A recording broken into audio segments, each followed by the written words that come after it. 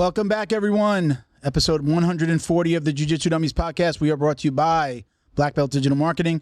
Anything you need to build your business on or offline. It's website design, Google Ads, reputation management, local SEO, graphic design, printing. We can absolutely help with anything. Check us out at Black Belt Digital Marketing on Instagram, or you can visit our website, bbdigitalmarketing.com. Request a free review of your online presence today. My name is Milton Campus. I'm a black belt training out of South Florida. We got Christian behind the camera today. Woo! Bo is not here. He'll be back in when we have an in-house guest. Don't forget to like, comment, download, share, click that subscribe button. We'd appreciate the support. Joining us today for third or fourth visit. What is it, Yoshi? I think third. Third visit. You know him as the move of the day guy. We got Yoshi Yamaguchi coming to us in just a couple of seconds, a couple of minutes. We're going to do a couple of quick shout-outs, Yoshi, and then we'll bring you in. Thank you to our friends over at Flow and Roll. Hands down, the best custom gi and no-gi gear in the business. Don't believe us? Visit them on Instagram at flow_and_roll. Check out all their custom designs. They work with academies across the country. The cool thing that they do is a pre-order program. So if you are a gym or an academy, you're just getting started, or you've been around for a while and you just hate laying out 5, 10, 15 grand for all your gear, talk to Flow and Roll, talk to Sean at Flow and Roll, and he'll talk to you about a pre-order program where you can actually put your stuff on his website. You know, he'll create the stuff, put it on his website, and your students can order from there. You get the money, you get the profits, but it's an easier way. You don't have to lay out the money. Your students are paying for their gear, and you get any of the profits at the end. But it's a great way to get your gear without laying out that big fucking, 10, 15 grand, paycheck. So, again, check them out, flowandroll.com, and you get 20% off with code JJD on any of your online orders, not your pre-orders, okay? Also, check out Leo Optics. I don't have my sunglasses on me right here. Hold on one second. Let's see. Let me put them on. Let's do this. Let's do this right. Sorry, guys. The AC is out in the studio.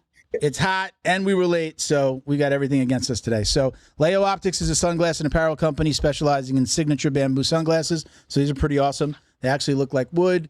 You see, they give you a little red stripe if you're a black belt. They'll come like this with the stripe. If you want your belt stripe, when you order, you request it. They'll put blue, purple, brown, the whole nine. And then if you're a black belt, they'll give you the red stripe. So check them out. Their passion is rooted in the jiu-jitsu lifestyle, founded in Southern California with products reflecting the BJJ lifestyle. So check them out at leooptics.com and use code JJD for 10% off. And then we got a quick shout out to one of our friends. We got John Way Martial Arts in Plantation. They were actually awarded by the city with a John Way Martial Arts Day. They've been in that. They've been there for decades, and they're just like a big part of the Plantation community. So on Saturday, April 27th, between 8:30 and 2:30, you can go over there, check them out. They're having a John Way Martial Arts Day celebration. You can go to johnwaymartialartsday.com for all of the details. But you can go. They're going to have some guests coming in. They're going to run classes. It's going to be really cool. So go check them out. I'm going to try to get over there. I'm not 100% that I could be there, but I'm going to try to get out there. That's it. Let's do this. Yoshi. What up? Bring in finally. Thank you, brother. I've thanked you about 5 times already. Appreciate you being so patient. There was a double booking here at the studio. Kind of partially my fault. I was using an old link. They went to a new system. Christian's pointing at himself here. It's totally Christian's fault. He completely fucked me on this one. No, just kidding. Now it was just they've been changing the system, and I didn't fill something out. I didn't get the new link. Blah blah blah blah blah. So we wound up double booking with some other guys. They actually had. I sat in the studio while they were doing this. They had, OJ just died, right? But they had a guy that used to be friends with OJ. They had a guy, that was in the studio, old timer. Guess he runs a strip joint down in Miami, a high end strip joint for stars, celebs, and sports. People who want to kind of keep it quiet. I think it's actually the old Solid Gold they said in Miami. It's called what is it called? Dean's Gold. Christian, what was it called? Dean's Gold. You got a shirt there, no? It's like Dean's Gold, I think it's called now. Used to be called Solid Gold, I think. And so I'm over here listening. And I'm half so interested in the stories, and then half hurry up and get done, guys. Come on. They had a half-hour podcast. They wound up going almost an hour. So I was just oh, shit. But so it was interesting to hear. So it was kind of cool. Old timer in here that was friends with OJ. So they were, they're talking OJ about the juice, man. Yeah. And the big question they asked him at the end was like, basically, do you think he did it? The last one, do you think he did it? He's like, well, no, but he didn't want to talk about it. No, but he didn't want to really talk about it, but no, he said no. He's like, no, I don't think he did it. I think he got railroaded. No, for sure. I'm over there like, hey, you got the mouse on Yoshi's face there, bro. So yeah, you're good. So I'm over there like, bullshit. He did it. Say he did it. Come on, he did it. He did it. He's dead. You could say it. So. But man, welcome, brother. How you doing, man? How you been? Yeah. Doing amazing, bro. Thanks for having me. It was so good to see you, Milton. I got my little cup of cafecito, little jiu-jitsu dummies. Hey, how you doing? How you doing? I got my water. I'm ready to pour over my head because it's hot as fucking here, bro. I'm excited. Did I say it on it? The AC's out. The AC's out. We're late. Lots of craziness this past week, but happy to be here. It's my favorite day of the week. And look, dude, you want to freaking sound like a freaking like a fanboy. I love your stuff. I love talking to you. I don't think there's been like a second on the podcast when I've spoken to you that you don't have a smile on your face. and that's like, I like to surround myself with people who are positive, and that. Yeah, man. My life is hard. I run 2 businesses basically.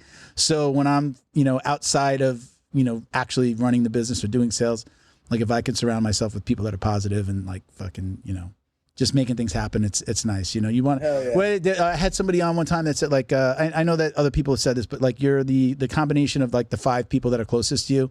Like if you show me your 5 closest friends, and I'll show you who you are. Like, so like in my mind, I'm always trying to like talk to or be surrounded by people that are like positive, hard workers, motivated, appreciative, and then really don't let the bad shit get to them. Like life is fucking hard. And I'm just like, oh, man, I'm over there going, fuck shit, but then I'm like, I always just tell them 1 foot in front of the other. If it did not kill me, I will get through this. It's going to be hard. I got fucking divorced last year. It's like, oh shit. I got, like 1 foot in front of the other, man, you'll get through this, So I live by that. It gets me through, the hard times and, and, 100%. There's always something going on outside. So, but how you been, man? What's been going on? Busy as hell. Yeah. But everything's been so good, bro. Everything's so good. Life is super good. Super happy right now.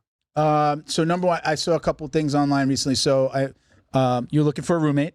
Did you get a roommate yet? Did you get a new roommate? I think you said, I saw you post something. You had your roommate moved out. I thought that just went out to like my close friends. Oh, all right. Wait, we're not close friends, bro. What's up? No, like on Instagram. Oh, I'm sorry. I didn't mean to put your shit out there. Then. I said, hey, I'm looking. Hey, got my roommate moved out. I'm looking for a new roommate. We'll try to get somebody in there for you. Sure. My college friend from we've been living together for years. He's from New York. He ended up moving back home. So. Oh yeah. Where in New York? Where in New York is he from? Queens. Okay. All right. I'm way up on the island, way out on the island, like an hour from Queens. Yeah, he's Queens, Jackson Heights. Okay. What? So, you still working at the school? Yeah, so I still working at university. I'm in my last year of my doctorate program, so it's getting pretty intense. Shit. So like finding the time to balance everything with school's pretty intense right now, but it's fun. I'm actually doing research on martial artists, on athletes. So I'm looking at how participation in martial arts and how participation in like pretty much just jiu-jitsu and judo, looking at the grappling, because that's my world. Yeah. How that helps you develop like as a leader, gives you qualities and characteristics of leadership, as well as how does that develop your character, and how does the combination of like getting like character development from martial arts, how does that impact your leadership styles? So research is pretty interesting right now, so I'm pretty happy about it. So what kind of people are you talking to for that? Are you like black belts, professors, business people? Yeah. Right? Yeah. So the goal is to talk to people that have been practicing for like consistently and for a long time. So I'm looking at black belts. I really want to do competitor black belts that have competed at black belt in their sport, either judo or jiu-jitsu. And I want to see them like people that are in high levels of leadership. So like manager levels. I know one guy that's like one of the heads guys for the hospital. He's a Half Gracie black belt, competes all the time. I know another guy, he's a head engineer for Credit Karma. Another guy's head engineer for Google. All black belts. Some of them compete more than others, but just people that have participated in the, in the community, in the martial arts world. And how does that like participation in the sport, how does that help them in their professional roles? Oh, wow, that's great, man. So it's going to be, Yeah, is it going to be Dr. Professor Yoshi Yamaguchi? Dr. Professor, Mr. Yoshi, Sensei. Or At do, the end, do we, yeah, how do we write that out? You know, it's just like Dr. So-and-so, MD, LDC, what, you know, all those letters after the name. Do yeah, you, oh, do people call you Professor? some of them do, but Yeah. I just tell them to call me Yoshi. I Yeah.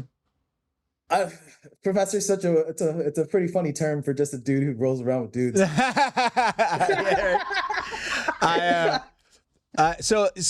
I've talked to like my training partners, and some of my training partners will call me Professor now, and I'm like, but I'm not a teacher in my school, so I'm like, you can call me Professor. I said, if you ever see me out with a girl, definitely call me Professor.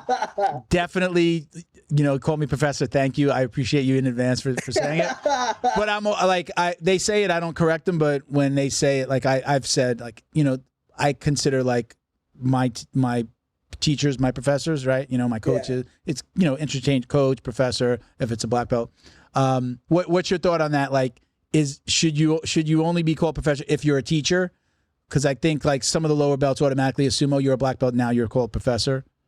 Yeah, if you're a teacher, I think it depends. Like, if you see a bunch of stripes on a belt, also, they're just like, even if they're just hanging out at the gym, like, I don't know. I think it's kind of just like, if it's someone in your gym that you know, you have a relationship, maybe like, you know, you don't have to call him professor every time, but especially like, I love traveling and doing jiu-jitsu. I love every time I'm on vacation, I bring my gi. Every trip I go to, I always bring a gi. So like, always just to keep it respectful, like letting him know, like, oh yeah, it's just like, hello, sir, but instead of sir, it's just like hello, professor, like things like that.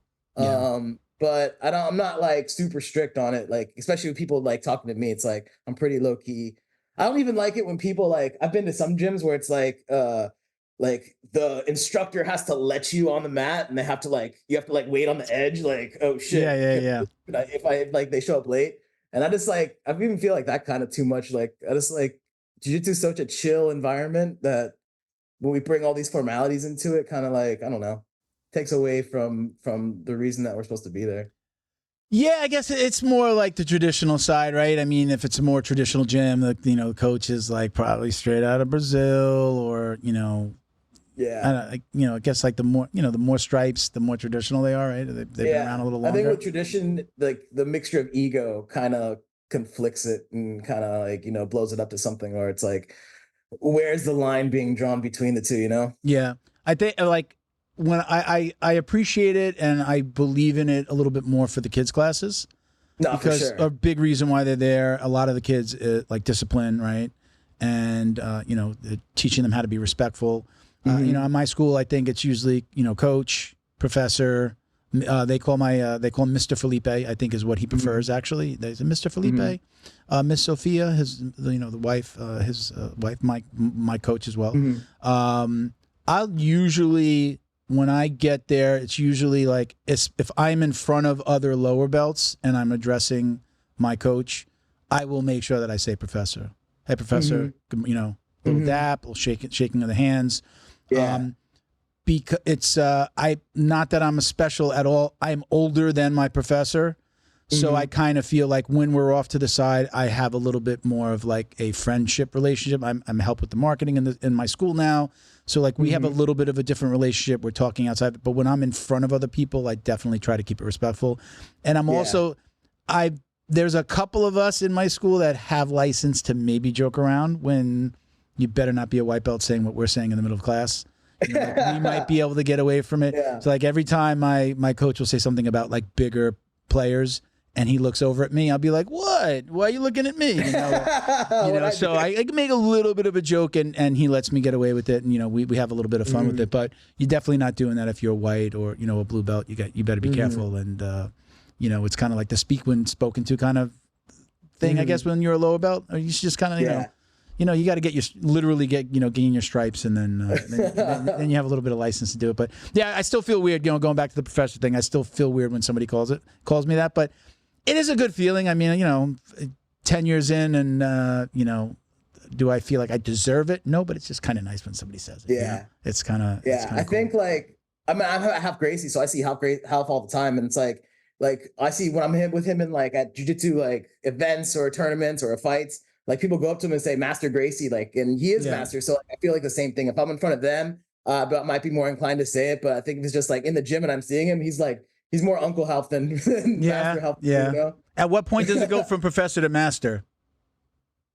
I think when you have your name on the building, it goes from professor to master. When your face is painted on the wall. Yeah. When you're a household name in the world of jiu-jitsu, I guess you can call yourself whatever you want. Yeah, for real. You know, I've never had anybody like call me professor. It's, you know, oh, Felipe, it's sensei. Like, I've never had anybody do that to me. I've also really only, you know, trained at 2 schools, right? You know, as far as like my own, you know, jiu-jitsu education, other than visiting other gyms. I've never been, you know, I was like my first coach's really first student in his school. His first blue belt. So it was like very much, again, traded for marketing. You know, I helped him do the marketing. So it was like, you know, again, we were actually the same age. So it was kind of like a friendship as well as the mentor-mentee. And then the second school, same thing. Like, I'm a little bit older, came into it like, you know, again, I'm a business owner myself. I'm a family guy. I'm older than you. You know, I was never put in a place where it was like, you must respect this. Yeah, bow to your sensei. Yeah, you know, so we never do that. But it's funny because I felt like I did bring in some. I still was respectful to my first coach, and again, when lower belts were in, you know, lots of. I brought us to my school from my first school. So like when we would line up, like nobody said it, and like he would be like, line up, you know, bow. And when I bow, you know, we just always used to bow and say "os" in my first school. So then I started doing it. Nobody did it, and then I started saying it louder. And I was just like, I was one of the higher belts there, and you know, at a blue belt, I was one of the higher belts. It was very rare that there was somebody like you know, purples and browns at the time. Now there are, but I would just say it, and then I started saying it louder, and then it became a thing, and then people started to say it more. But then I kind of let it go, and I'm just like, if I say it, we know, hey, everybody got that move? Everybody good? We're ready? Os. And then, okay, ready to go, you know, like that. So it's kind of like the thing, but nobody was doing it before I was there. But that was kind of like one of the respectful things that I felt like I brought from the first school. The bowing on the edge of the mat, I do have I've got a couple of guys that have come from other schools, and they do that, where if they're late, they stand on the edge of the mat and wait. And he's always just like, yeah, come on, just get on the fucking mat. Come on, you know. You could get on the mat and he's not going to say a word. I've showed up late and I don't wait. I may just catch his eye, but I'm not waiting for like permission to come on. We don't do that there. But But I get that. I get that respectful stuff is nice. It's good. It's good to have that respect. Yeah, it's like a balance, right? Because like, of course, you're supposed to bow onto the mat. Because I think like we're bowing to the art itself, like what the art stands for. Yeah. And then like, but just waiting on the edge, it's kind of this like, it's almost like a power trip when like you make your students like ask for permission to step on the mat. Yeah, I got a funny story about bowing to the mat. It was actually my ex-wife. She went to a kickboxing school. She brought her friend who was like, used to be her boss. She brought her friend who's very religious, and she brought her friend, and not everybody did it there, but some people would bow before they stepped into the kickboxing. It was more of like, you know, one of those like, it's called raw kickboxing, but it was like called like people know like the I Love Kickboxing is like the franchise across the country, right? So I used to joke with her like dance fighting, like, you know, you're going in, hit the bag, like let's all hit the bag in unison or do the same thing, kind of like that. It's more than that. I don't want to dismiss it. It's a great school, and I love the people over there. But some of the people bowed when they came in. So when she brought her to like a class, like invited her, like, hey, come check out the class, this thing that I love. And she told her afterwards, like later at work, that she didn't want to go back, that she felt it was kind of culty because people were bowing to the mat when they came in the studio. And I was just like, that's, you know, I guess, you know, uninitiated, you don't really know, you know, first time in a studio like that. Yeah, just kind of, you know, it looked kind of culty to her, and she never went back. So I said, that's just an excuse. She just doesn't want to exercise. So, you know, I was thinking about that actually the other day when we had promotions, and, you know, Half Gracie, we don't do the gauntlet, but the other gym I train at, Cave Academy, we still do. And someone got I saw you getting whipped. I saw you getting whipped. I saw you when you got your black belt. And then someone's got their purple belt and they got their gauntlet. And I'm just like, man, thank fuck no one's here on their first day. Imagine if you just your first day of jiu-jitsu and like it's just so brand new, and then you see them whipping each other. It'd be so crazy. What do you think about that? I mean, I saw you getting it done to you when you got your black belt, right? What's your overall thought? If you owned a school, would that be part of the culture? If it's not going to be required, but if someone wants to do it, they could do it, because it is something that's like based on tradition. But tradition here or tradition going back to Brazil? Because I think that's really like a U.S. thing that happened. Only reason I say tradition is I can only go back to as long as I've been in jiu-jitsu. Okay, fair enough. It's been a staple since I've started. Yeah. So that's not that long in the history of jiu-jitsu. I'm thinking back. I know that we did the gauntlet at my first school, but my belts. I think we even did it when we got stripes. See, we were a small school; it was new, so I think we even did it when we got some stripes. But my first school, we did it, and I only went to I was white and white with stripes, and then to blue, and then the school closed, and I went to another school. So yeah, I forgot that we did it. We did do it in the first school. It was a small school though. So it was like 5 guys hitting each other, Yeah. So like in judo, when I got my black belt in judo, like the head sensei is a traditional guy. Everyone gets to throw you 3 times. Whoever's in the class gets to throw you 3 times. The first one is for judo, the sport of judo. The second throw is for the instructor, because the instructor doesn't throw 3 times. Only the students throw 3 times. Second throw is for the instructor, and the third person's for the person throwing. And so like I remember when I got my black belt in judo, there was like 120 people there. So, Did they all threw you? Times. It took about 30 minutes to get through that section of like the congratulations. While you're getting thrown, are they promoting the next guy and just getting you through the line? At the end, everyone bows out, and then everyone just lines up. Yeah. And then they just ask you to stand in the middle. Yeah. And everyone who got promoted, I was the only one that got promoted that day. So everyone just threw me 3 times. But like that takes a lot. I feel like that's almost, even though it's like nicer than getting whipped, it's like I feel like that's a lot harder than just running through a gauntlet in 10 seconds. I don't really have like an opinion on it really necessarily, like if it shouldn't be done. My school doesn't do it. I think we have a heavy kids presence, teens and kids, and he built up his kids program, and those kids and teens are now coming into the adult program, which is amazing to see. Like I've been at this school for 7 years, and like I remember little kids who are like men now, like 19, 20, 21. Like now I'm, used to, throw these guys around, and now there's like, I can talk about a few of them, like they're men fighting us now. And I don't really like, it was never a thing there, because I think, for kids, like not everybody's going to get it, I've never seen like a kids class whipping, right? Like I've never seen like children going through that. So we just don't do it in my school. It's never been a thing. I don't really necessarily have an opinion on it either way. What I don't like is when I see like the professor at the end, like whipping multiple times as hard as they can. I don't necessarily understand the benefit or, okay, like what's traditional about that? Okay, you know what? You do it one time hard, but like literally I've seen guys line up.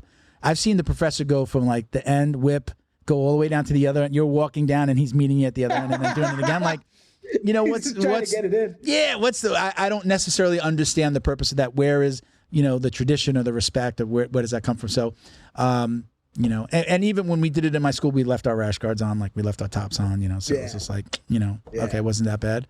I certainly probably whipped guys that were pains in a little, bit of a pain in the ass, whipped them a little harder, but I certainly wasn't like trying to like draw blood. And sometimes in some of these videos, it looks like these guys are like really trying to like, they want to hurt. They want it. They want the mark. They want to see that mark on your body. Some people go fucking all out and throw it. Like I've actually missed once, and I hit someone like in the head, like close their eyes. Yeah. And ever since then, now I'm just like, I'll tap them. Yeah. Just to like, ceremoniously, but like, I don't want to miss again. I felt pretty bad about that. I'm sure there'll be a point and I wind up in a school or something during a promotion, or and maybe they do it. So. Wait, since the last time we talked, you got promoted. I did. I get promoted to black belt in December before Christmas. Yeah. Yeah. Congratulations, man. Thank you, brother. Thank you. I appreciate that.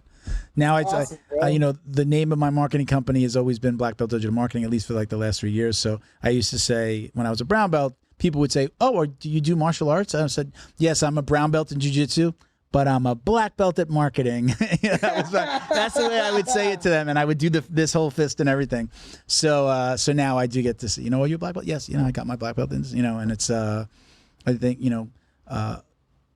I think people that understand martial arts, like they definitely respect, like, wow, and it's minimum like 10 years, like most people, right? 10 years. I got promoted to blue belt very quickly. I was like in 6 months. So then like my journey was right at like 9 years, like little over 9 years, and I got my black belt. If I would have done the, like the year for the white belt or more. But I was like, my coach, I was like literally going to class and it was me and my coach. So I was like getting privates with a black belt for 2 hours, 6 days a week. So like and then I went to a competition and I beat guys half my age. I double golded like my first competition, and he actually wanted to promote me before like the end of the year. And I said, hey, there's a competition in January. Can you wait? And like, I'd like to compete at white belt one time. And he was like, yeah, we'll postpone the promotions till after the holidays. Nice. I went, I double golded. Everybody was half my age. I mean, I was 40 at the time, so guys were in their 20s, maybe not half my age now. They were like, I remember the guys were 25, 26. There was nobody my age. Beat everybody, double golded, and he was just like, yeah, you definitely deserve it. So I got, it wasn't just like, hey, here's your blue belt early. But it was nice to, like, I feel like I was glad I did that and I earned it, and I had it at 6 months. So that was like my shortest. That's why, like, if not, it would have been over 10 years. Like, right, I would have fallen into that. People say, like, it's at least 10 years, right? You figure a year to 2 years at almost every belt, right? If you do 2 years at every belt, right, it's 10 years.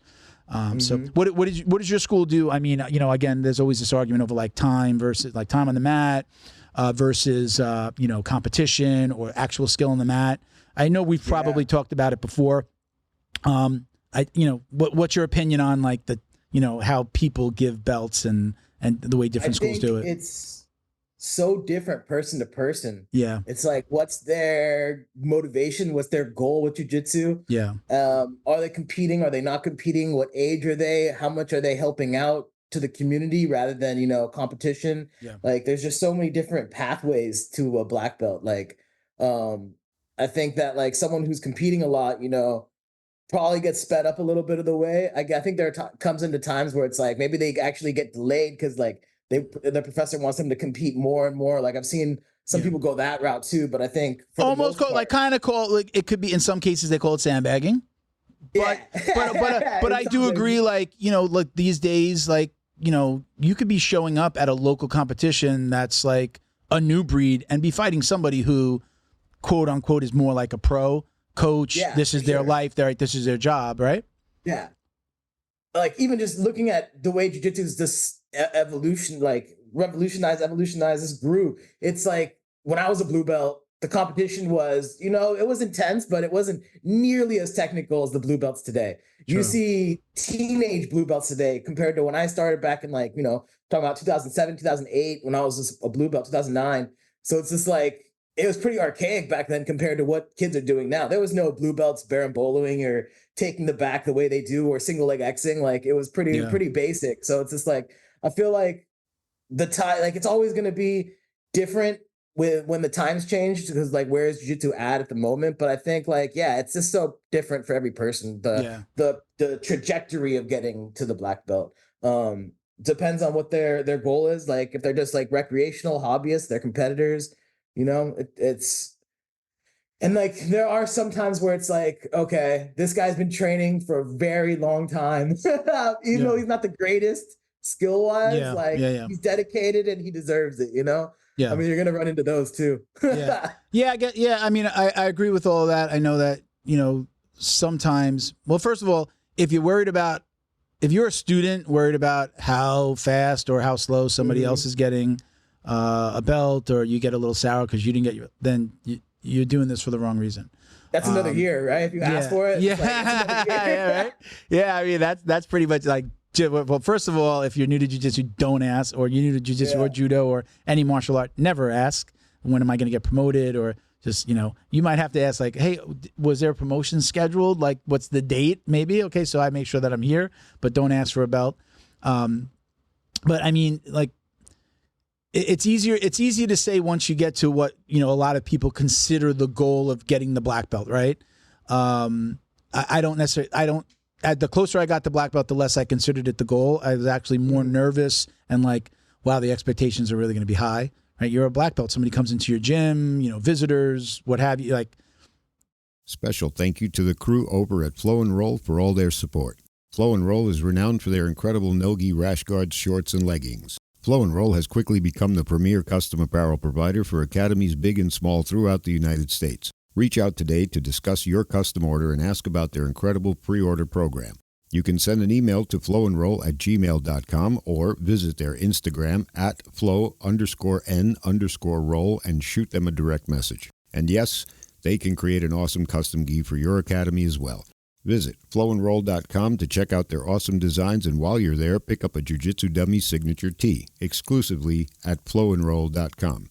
And remember, you'll get 20% off your purchase of t-shirts, rash guards, or gis with code JJD.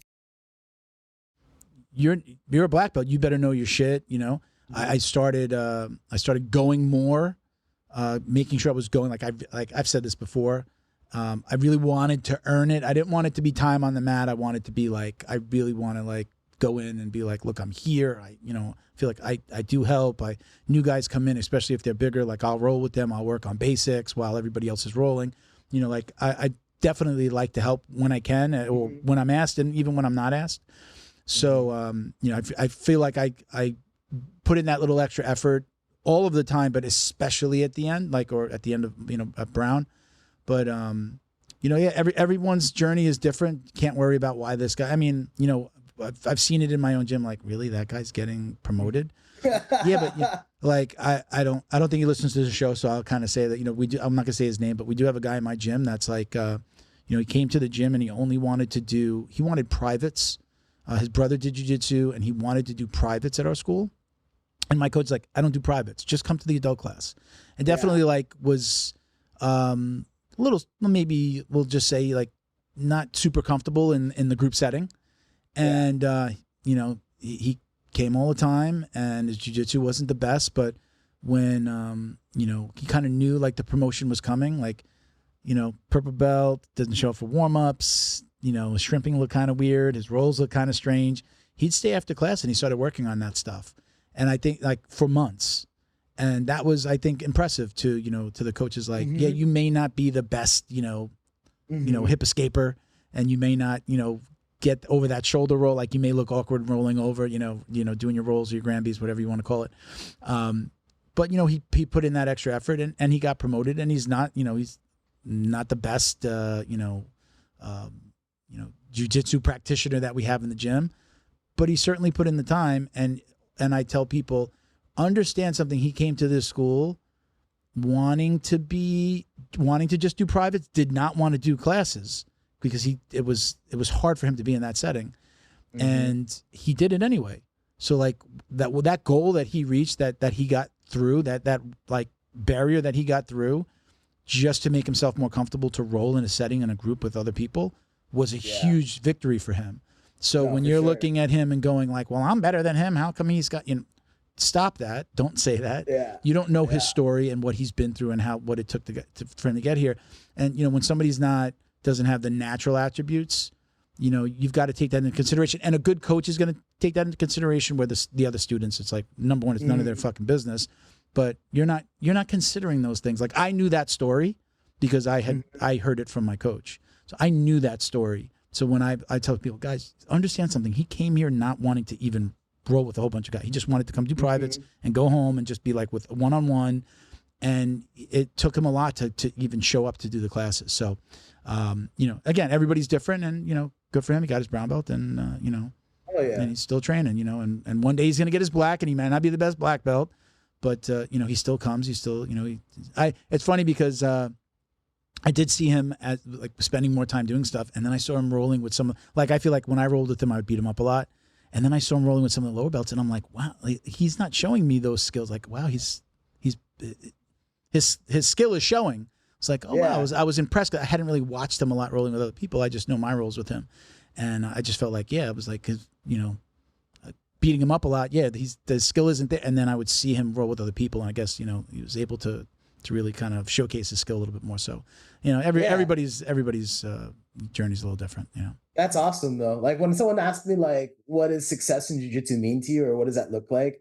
I feel learning techniques, winning tournaments is one part of it, but a bigger part of it is taking the application and all the things that you've gotten from jiu-jitsu, not just being fighting in stressful situations, learning how to control your own body. Yeah. How does that help you benefit as a person? So I hope that this guy at your gym, he learned a lot about himself in the process of like, not being comfortable in a group setting, then being in a group setting, and then even moving forward from that, trying to better himself in his jiu-jitsu. So I feel like those personal wins, that's the success in jiu-jitsu. Yeah. That's and really, and any martial art. I mean, I don't know a lot about like karate and like I did a little, I think everybody, at every guest on the show at some point, like, yeah, mom put me in Taekwondo when I was a kid. I mean, obviously that's not karate, but right. Like everybody has a story of, they might've done something before. So I don't know a lot about, I did karate for a little bit and I don't really remember the belt system, but it was a little bit more about like testing, read this, test this, be able to count to 10, be able to say these moves, katas, things like that. Like we don't have that. Right. I don't know. My first school, for like my first stripe, I had to like test and do some like sweeps and things like that for like my very first stripe, but then we never did it again. And my school, we don't test. Do you guys test in your school, or is it just a little bit more of like the professors? So the academies I train at, there's no test. I do privates with a guy. He trains at a different academy, and he's a white belt, and they do testing. So like his academy, they have a different system. They don't do 4 white stripes. They do like 1 blue stripe. And then once you have the blue stripe, then you take another test for your blue belt. So it's just like, instead of 4 stripes, there's like 1 stripe and then the belt test. So I'm helping him get ready for his blue stripe test. Is that judo though? Is that judo or is it jiu-jitsu? It's jiu-jitsu. It's jiu-jitsu. Okay. So what did you say? One stripe, and then 1 blue, and then that's it? Stripe, not white stripes. Okay. 1 blue. They call it the blue bar. Okay. And then I guess if he passes that, then he's eligible to train more and then take the blue belt test. Okay. So like I'm not really familiar with jiu-jitsu academies doing belt testing. When I was at a Muay Thai school, of course, like there's no belts in Muay Thai, but they had little sashes that you put around your shorts. And so like every few months there'd be a new sash color test, right? Yeah. And I feel like, that model's kind of like that Taekwondo karate model.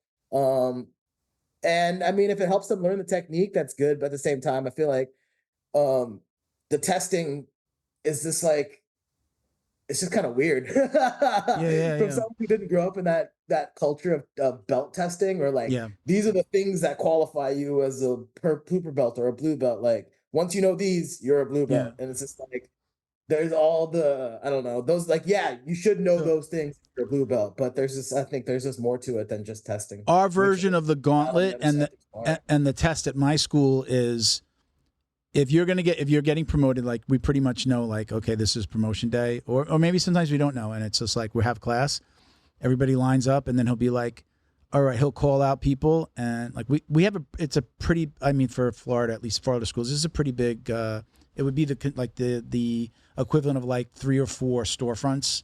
So it's a pretty big gym. And then we have like 2 sides with another set of mats where the women used to train. So we'll line up, and then he'll be like, Milt here, so-and-so here, you go here, like, and maybe set us up in like 4 squares, and like you have enough, like almost like a competition match scenario. And usually, like when he calls that out, you kind of know, okay, this is a belt promotion. So sometimes it's a surprise, sometimes it's not. Sometimes he'll just call, maybe sometimes it's like one person is due for their belt or for a certain color, and we'll all line up. He calls that person out, and the gauntlet is just one guy at a time, jump on him for 1 minute. That guy is gonna sit on your ass, and we're gonna come and we're gonna take it to you for 1 minute.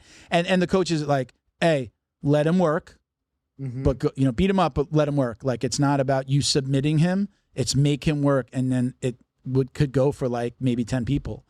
So like when I got my black belt, it was like he called out, there was 4 of us, I think, that were getting our black belt that day.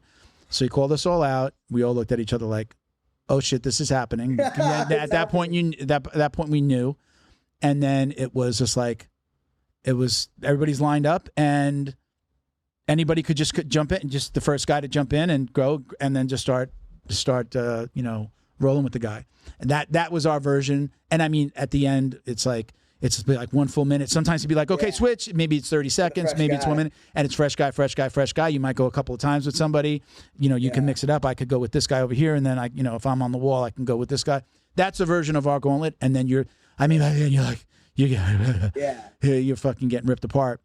We call that Shark Tank. And the pace in those, because it's just 1 minute. The guy's only going to be there for 1 minute, and he's fresh. Yeah. So just the pace gets turned up, and then your adrenaline gets turned up, and then you're just winded before you even you're like, I didn't even move that much. But Why am I tired? Yeah. I didn't think about that before. That's kind of like our version of the gauntlet, I guess, like you say, Shark Tank. That's like, you're going to do that, then line up, and then you're probably, that's, you're going to get your promotion at the end of that. Mm-hmm. So, the class is over, everybody line up, and then he'll call you up. So that's how I got it. So that I do like that. I like the perform. Like, don't whip me. This is jiu-jitsu. Like, let's fight. So. You mentioned something before about Muay Thai. I'm sure, like, I saw a story. I'm always on Instagram, so I saw an Instagram post, like, whatever, like the Muay Thai Federation has gotten together, and they're going to do belts now. Did you know that? No. I know they have the sashes, so it's like their version of the belts. Like, they're actually introducing. If I'm not mistaken, somebody could Google. Tell me if I'm wrong. Comment if I'm wrong. I'm pretty sure, like, there was like the head of like some Muay Thai organization, like, I guess, like, almost the equivalent of, let's call it, like, the IBJJF is like saying, like, we're going to be doing belts now, and like, I really think, like, citing like the benefits of like having that goal and showing like performance. Again, I know they have the sashes, but I know for jiu-jitsu, I think it's, this, like, not everybody likes stripes. My coach doesn't always do stripes, but I think it's a good, not gauge of performance, but I feel like it's a good motivator for students. I mean, we've all seen, like, you get the stripe, and then there's the picture online at night. Like, there's pride in that. I mean, I've seen people cry for just a stripe at like white or blue, or, right? I think it's a great way to, it's almost like getting a report card. Like, how am I doing? Tell me how I'm doing, and either I'm going to have a good report card or I'm going to get a shitty report card, right? So I think, like, that is like a gauge of, like, I've passed, and like, especially for the kids, like, the kids need a motivator. There's so many, like, belts at kids is like, I don't even know them all, gray stripes and yellow belts with this stripe and orange. I think it's good to keep people motivated. It's like anything, or it's a reward system, right? It's like, hit the bell, give me a piece of cheese, right? Like a little, the mouse, right? It's a good reward system. I don't know. What do you think about that?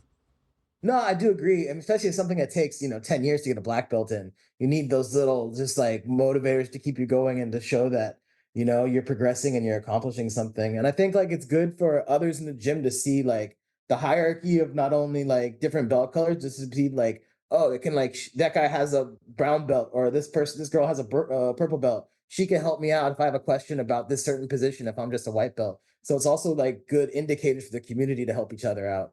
And I think, like, especially in judo, like, in traditional Japanese judo, there's only white, brown, black. But in America, we've actually kind of added a belt in between white and brown.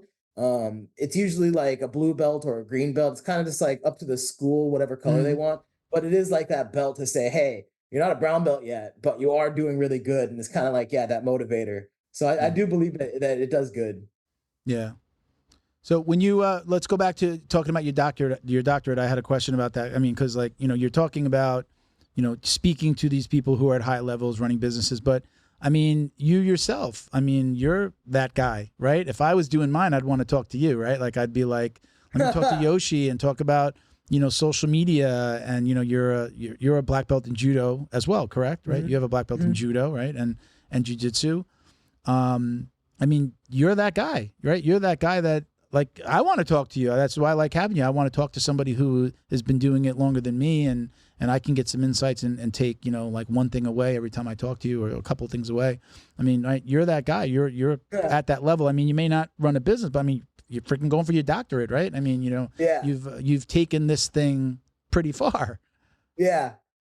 I think that, like, well, when I did my master's research, I did my master's research just on athletes. What do people gain? Not like extrinsically, they gain these different attributes from training. What are they? So, like, I just want to do, like, research on my master's just about athletes. I did college students, college competitor, judo athletes. What does participation in the sport give you? Outside of just being good at the sport, like, what does it give you in terms of leadership, community building, things like that? So I was looking at, like, what is, like, focusing on the athlete.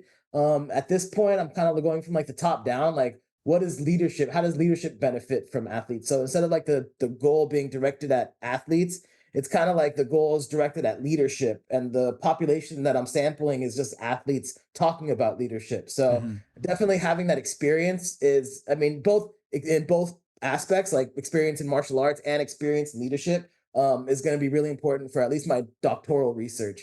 Like, I have a lot of research, a lot of experience in martial arts, but I don't have that much experience in leadership. I've only had been in a managerial setting in my professional career for only about like 4 or 5 years. So in terms of leadership, I'm still what, purple belt? Yeah, you think? How old are you now? Yeah, somewhere around there. So like you're a good person I'd want to talk to. You're a black belt in jiu-jitsu and you're a black belt in marketing. So see, I need that double black belt energy. You know what I'm saying? Yeah, man. Listen, it's I learn something every day, and you know, like we say, right, in jiu-jitsu, you know, the whole like you don't lose, you learn. Mm-hmm. You know, I had a marketing company. I don't want to say that it failed. I hate to say that it failed. But I had a marketing company for 8 years, and I wound up getting like a really big chargeback, like a $10,000 chargeback on a project, and it like drained my bank account. I mean, it was like I was working for, you know, it was a decently sized marketing company. I had started it from home. I had 7, 8 employees, and then I get this big fucking chargeback, man, and it killed me. And I wound up, like, that happened the week after that happened, I was working for somebody else, but I was able to take my book of business with me. So I kind of had like a little bit of a jump start when I went to work for this company. But, you know, again, that whole like live and, don't lose, you learn. Yeah. That was the best thing that ever happened to me in the business world, because I was running a marketing company and doing, like basically selling like one-off products, like build a website, see you next year, see you when you need something, do a logo, do their business cards. Maybe they call me back when they have a new employee and need the business cards. So I'm doing that, and we were doing okay, but you're struggling, it's a struggle every day. So I get mauled by that chargeback. I wind up going to work for this other company. And the second I walked into that company and I sat down at a desk and they were like, this is what we sell and how we sell it. It was still marketing. And I went in there and I was like, they were like, still sell your stuff, sell the stuff that sell your website, sell your printing, keep your clients going. But look, this is the product that we sell, which was actually like a subscription. I hate to say subscription, but like a subscription model. Like you pay your Netflix bill every month. Well, you pay us every month for the marketing that we're doing for you. So, I was like, oh, so you have people pay, like you have them on a program and they pay you every month. You're doing, it's not like if they don't use you, they've lost that month. It's no, you're doing this set group of things for them every month, and they make sure that bill is paid, like they pay their phone bill, they pay their car insurance, their business insurance, whatever it may be. I'm like not even exaggerating. The second I sat down at a desk and they were like, this is what we sell and how we sell it, I was just like, this is what I was fucking doing wrong. I sell you a $2,500 website, but then you're gone and off doing your marketing with somebody else. And, I had a couple of clients that I would do their Google ads for, and we did some SEO for, but it never clicked, like, launch these programs. Like, what are you doing? Mm-hmm. Like, and I went in there, they gave me like the paperwork and the file, like they gave me, and I'm like, this is what I was fucking doing wrong. So that's what I do. I have a company. I sell subscription-based products where you're paying me every month.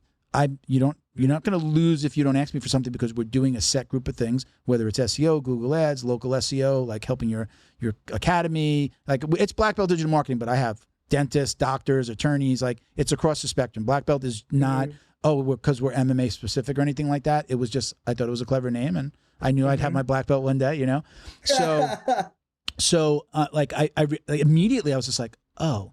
So I was there for 6 years. It's not like I went in and then I left. I was there for 6 years, became a manager. Post-COVID, I was just like, okay. They had to be like, can you just go back to just being a salesperson? Like, we're in a remote environment. We need more salespeople. Like, I didn't have the staff to manage the same way it was before. And I was just like, okay. And immediately started planning my exit. I was just like, I'm not just a salesman. Like, I want to build a business. I like managing and talking and solving problems, not just like, hey, you want to buy this thing, right? I found a whole new model to do it. I don't do any cold calling. Everything is referrals.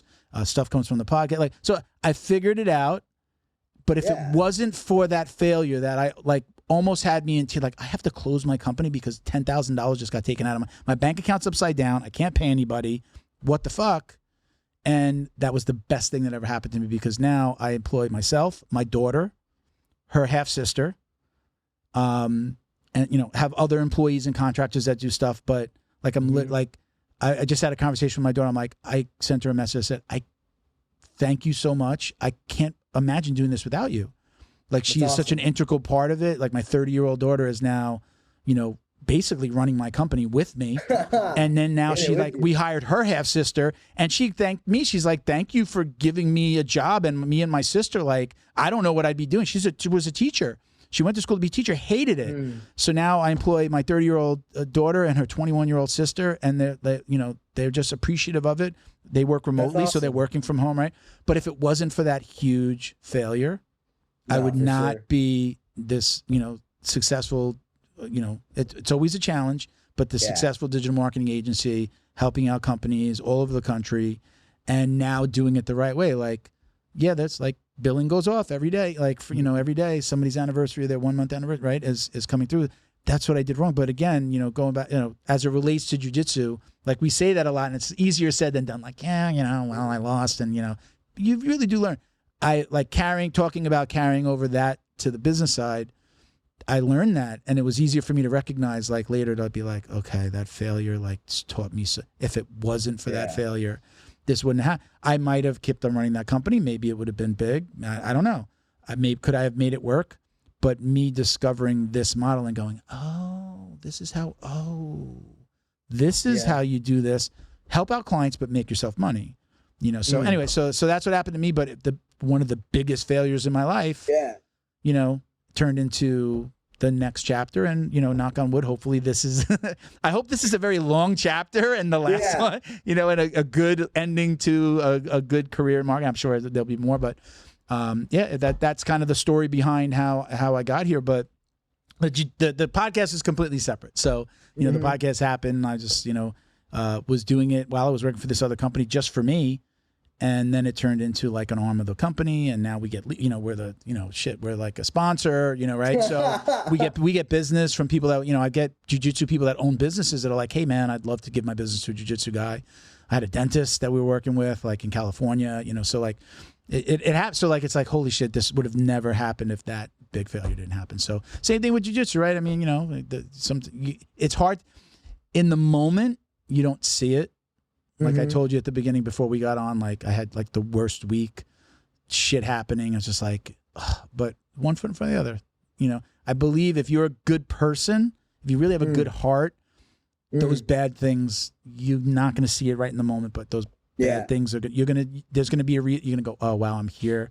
If that didn't happen, I wouldn't be in this good place. Right. So 100%. But if you're an asshole, you know, good for you. You failed. Go away. You know, like, you know, you're going to attract that negativity and bad shit, right? So, so anyway, those moments are beautiful though. Yeah, like those moments that like teach you when you like even in those lost, like it sucks to lose. And I hope everybody out there, everyone listening, I hope you take more wins than losing. But you know, it's just life. We're gonna lose.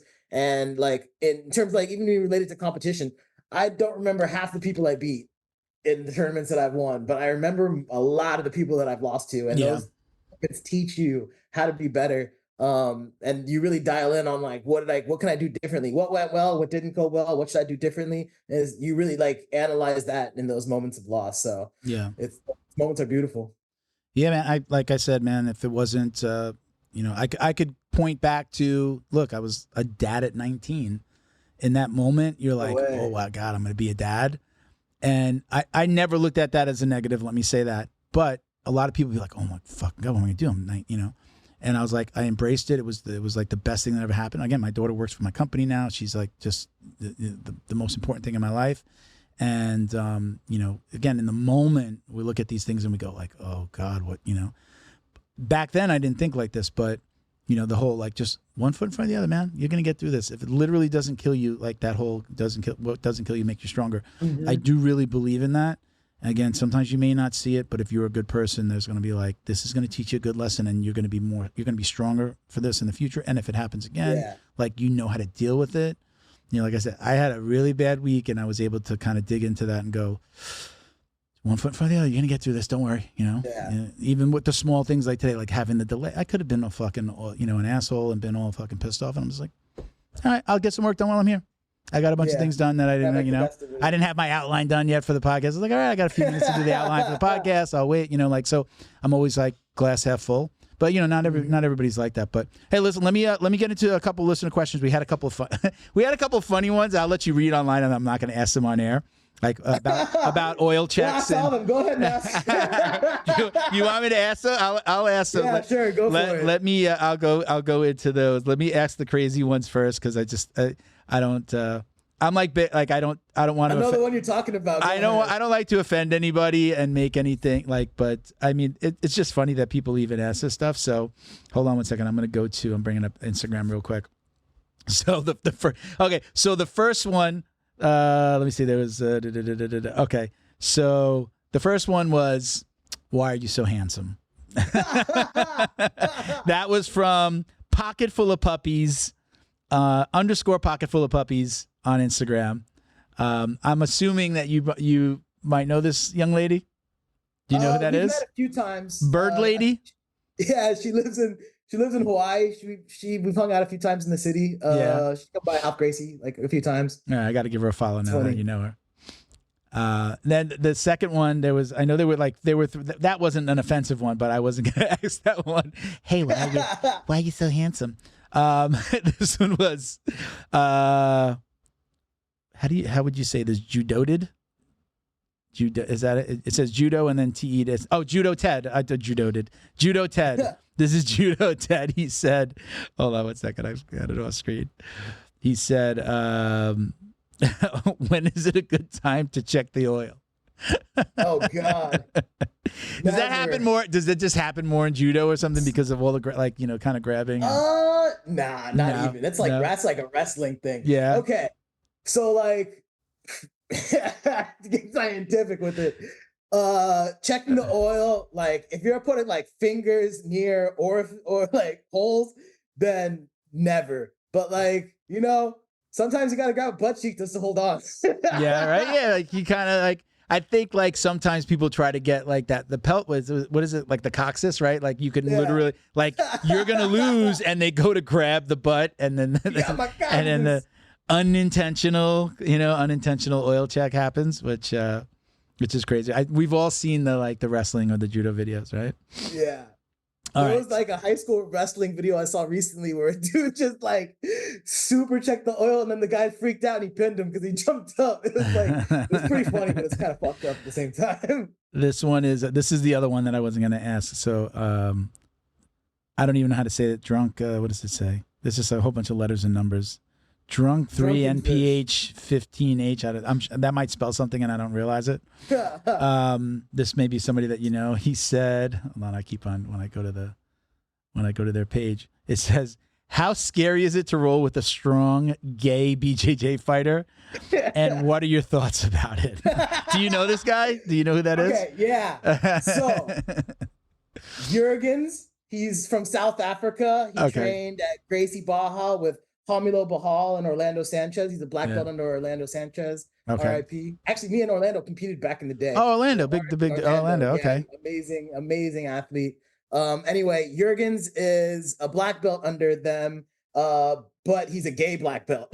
Oh, is he? Oh, he is gay? He's not like flamboyantly gay. He actually doesn't like the flamboyant shit. He is gay, but no one would notice it. Like he's wearing like Echo Unlimited shirts and baggy sweatpants. Like no one would really know that's totally gay.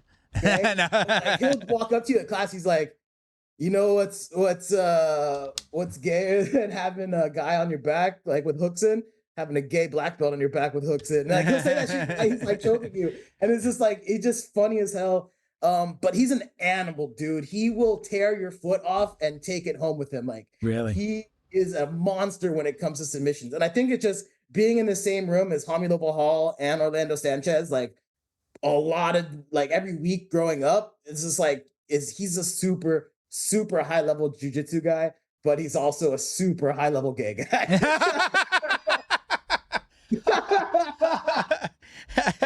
I've never heard of anybody called a high level gay guy. Nah, but he's amazing. Super funny guy. Amazing. Like, but yeah, he's tough as hell, bro. Even though he's like, he's a gay jiu-jitsu black belt, that motherfucker is tough as hell. That's funny. I'm glad that he's tapped me out probably, I want to say 80 to 150 times probably. He's tapped me out and I've only gotten him once. Really? Wow. You know, my first coach, he used to have this joke, like if he had your back and he was sinking in a choke, he'd whisper in your ear, "I like your panties." Oh God. Fuck that. Yeah, I probably haven't used that in a long time, but I did used to. I kind of carried over the tradition when I went to my new school, but I kind of haven't said that in a long time. But That's horrifying. Yeah, I mean, this freaking 265-pound fucking 5'8" freaking looks like a freaking gorilla on your back, and then he's whispering in your ear. It's why, like, I definitely had a lot of. I still. Like I'm a talker I'm a talker all the time. I don't shut up, but I talk to my roles. I could be getting killed. I could be killing. It doesn't matter. I'm talking. I think a little bit of it is just like, I like to joke around, and I do like that fun with jiu-jitsu. And then I guess there's like this little part of sometimes, especially if somebody's getting the better of me, I've got their mind listening to me now. So like their mind is not completely working on the jiu-jitsu. Part of their mind is listening to me and registering this, so I feel like I might be throwing them off a little bit, right? Like like somebody who talks a little smack during a fight, right, or something like that. Like when you see a boxing match and the guy's trying to get in your head, like I think a little bit of it is like that. I don't know that it was always super conscious for me of doing it, but I'd be like, oh shit, oh bit, you almost got me, oh bit, oh you're not gonna get not today, not today, like you're really holding off on a choke, and I feel like I get in their head a little bit. So I like to be playful with it, and it's been a long even when I'm like really getting into like a battle with somebody, or maybe, there's, I don't want to say a little bit of bad blood, but maybe I got the better of you, and now you're rolling a little harder, and now I'm like, oh shit, you're rolling hard and you're pissed, I still I want to diffuse it, and I want to make it fun. Yeah. If at very least for me, I never want to leave jiu-jitsu pissed off. Right? Yeah. This is my happy place. So I never want to leave and be like, I'm more angry than when I showed up, or I was happy when I got there. Now I'm angry. There's certainly those times I've driven all the way home with like the radios off and I didn't even realize it. And you're like, what am I doing? I'm fucking 50 years old. Fucking 25-year-old kids are fucking trying to choke me out. That certainly happens. I think there's a meme about that. Like when you get home and you realize like, you haven't turned the radio, like it's been silent the whole drive home. And I've literally had those. I'm just like, man, you're just thinking life, jiu-jitsu, what am I doing? I was the nail today, Oh, for but sure. I even those moments, I still love jiu-jitsu in those moments when I get, if you can get, I think when you're like a lower belt, if you can get past those moments, do you agree with this? When you can get past those moments at white and blue, you get through blue, and you've gotten your ass kicked, like you're good. This is it. Like I think I've heard like purple is like, well, Joe Rogan says it maybe like, a purple belt, he's pretty much a black belt. Like you just got to wait for the belt. Like you just got to put in your time. But like a purple belt who's been beat up, it's like, now you're going to be beating up the white belts. Like, agree or disagree, right? Like you get past a point. Purple belt, you could probably kill about 90% of the world.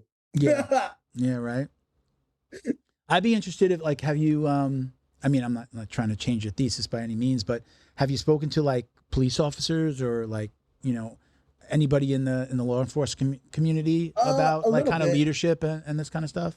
Not directly. I haven't even started my interviews. Before I do that, I got to get like approval. Like you need a whole approval to study on human subjects type of thing. Okay. So I haven't even got to that part. Just like off record talks about it for sure. Yeah. But nothing like actual research yet. Yeah.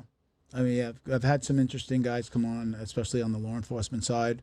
I just spoke to, I was trying to get, I'm not going to mention his name yet, but spoke to somebody he's a brown belt in jiu-jitsu and running for sheriff in Miami-Dade. I spoke to him this past week, and I was put together with him by somebody else in law enforcement. And we're trying to get him in. It's just, he's literally in campaign mode. So we might have to do it, like, even though he's in Florida, we might have to do it via Zoom. So I was like really trying, like, can you get up here? It's, but it takes a big part of his day out, and he's like literally like campaigning. So, but I thought that's an interesting one. But yeah, I definitely think like that law enforcement side, I don't, again, I'm not trying to change your thesis by any means, but I think those are interesting guys to talk to, guys who have, been through it, retired. Oh, for sure. You went to, is New Wave still in the Gracie Austin? Yeah, Renzo Gracie Austin, are they still in that gym? So John and the New Wave guys, they do teach some classes at Renzo Gracie Austin, but the majority of New Wave is done at Roca, which is a private training center. Okay, invite only, John picks who trains and doesn't train theirs. I'm a gi guy, so like there's no way I was gonna get in that room. But Okay. I did train with the new wave guys. They do like a couple classes a week at Hensel Gracie Austin. Okay. Gary Tonin was teaching the week I was there. John was out and teaching some instructional for BJJ Fanatics. Okay. So I only got to take one class with him, but most of the classes was with Gary Tonin, which were amazing. Yeah, that was. Oh, is he real? Oh, Gary's teaching most of those classes. When I went, but Yeah. that was like what, last year? About a year ago? Yeah, I think you mentioned who did you who's a judoka and you rolled with trained with Heisam, right? Heisam Rita. Yeah. Right? Yeah. You had a good story about rolling with him, and you guys, did he toss you? Did he toss you around, or did you toss each other around? So, dude, we rolled at the last round of open mats, like 10th Planet open mat, huge mat space. Texas, they just got this big ass warehouse, mats, huge mat space, and then the B team guys showed up. So you had the Rodriguez brothers, you had Nicky Ryan wasn't there, but you had Heisam, you had a bunch of the guys from B team show up, and the mat, dude, it's like a slip and slide. Those mats were fucking drenched. Soaking wet, right? And so we're both working out. It's the last round of like pretty much the open mat. No one else is really rolling.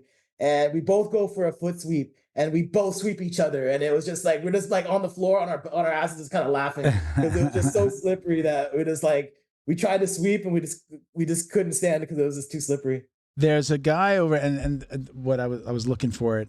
I'm so horrible with remembering names, especially if they've only been on the podcast. So that's and like I'll always remember the Instagram handle. So I know they call him Zen Gorilla. I don't know how to say his name. It's Jason Repsch, Rebsch. I don't know if he's an owner of Gracie. I'm not sure if he might be an owner over there. Oh yeah. This guy owns Hensel Gracie Austin. Zen Gorilla, right? Yeah, right. Yeah. So we had him on the show, and he's former law enforcement. So like I don't know what your relationship was like. I know that you went out there. I mean, you visited gyms all the time, but he's like he would be a really great person. I think he did sure. 20 plus years on the job. Owns a jiu-jitsu academy. Is now like he has another company where he does jiu-jitsu for law enforcement. I don't remember the name, but he's got like a I think a brand for that, the jiu-jitsu, and then there's like I think another brand that he works with. So I don't want to go too far into it because I'd have to look it up. But I know you went out there, so I didn't know if you go out there more than once. He was definitely like at the gym when I was there. Got to talk to him a bunch. He's really good at gun jitsu. He does those instructional videos with guns. Gun retention, like, right? Like how to guns. Yeah, that's just incredible. It's so amazing to watch. Yeah. It's just like, I know grappling and doing jiu-jitsu and doing judo, but it's like you had a weapon in there. It's just like it totally changes what you can do and what you can't do. Yeah. I like that. I went to the guy that hooked me up with this guy, the guy that's running for sheriff down here in Miami-Dade. Brennan Oliveira, De Oliveira. It's the first time I went to a law enforcement seminar, and it was so eye-opening because it was just like, okay, the moves that I knew, especially like Kimura's, like to get like to the handcuffing position, right? It was just like, oh, I'm always here. Oh, all I have to do is go here. Oh, look that. Now I've got the guy's arm trapped and I'm handcuffing him. He's on his stomach and I've got him and I'm sitting on his back and I'm handcuffing him. So it's like very eye-opening. It's just like, it's one of those, it's like, duh, look at it, it's right there. But you got to be taught these things. Now you see it. Okay, now I understand it. But it was like very eye-opening. I had talked so much about jiu-jitsu for law enforcement, but I had never been to a seminar. And to go to that seminar was like really, really super eye-opening with just like gun retention, like holding your gun and like, they're going for your gun. What do? They go or like start with their hand on your gun. Now what do you do? And just like the movements and the wrist locks and the different things. It was just it was super eye opening. It was just like amazing. Again, I've really done for the most of my jiu-jitsu career. It's really been sport jiu-jitsu, really more than anything. Not even like the self-defense, like the traditional like grab me here or grab the leg underneath and pull them. Like it's super sport jiu-jitsu. So to see that and to be like part of that was really fun. It was like total like 3 hours of a seminar. That was amazing. It was like truly eye-opening. So love to do more of that stuff too. But I would like to see at least more cops doing jiu-jitsu, or even just like in Japan all cops do judo. There's like dojos in every cop station in Japan.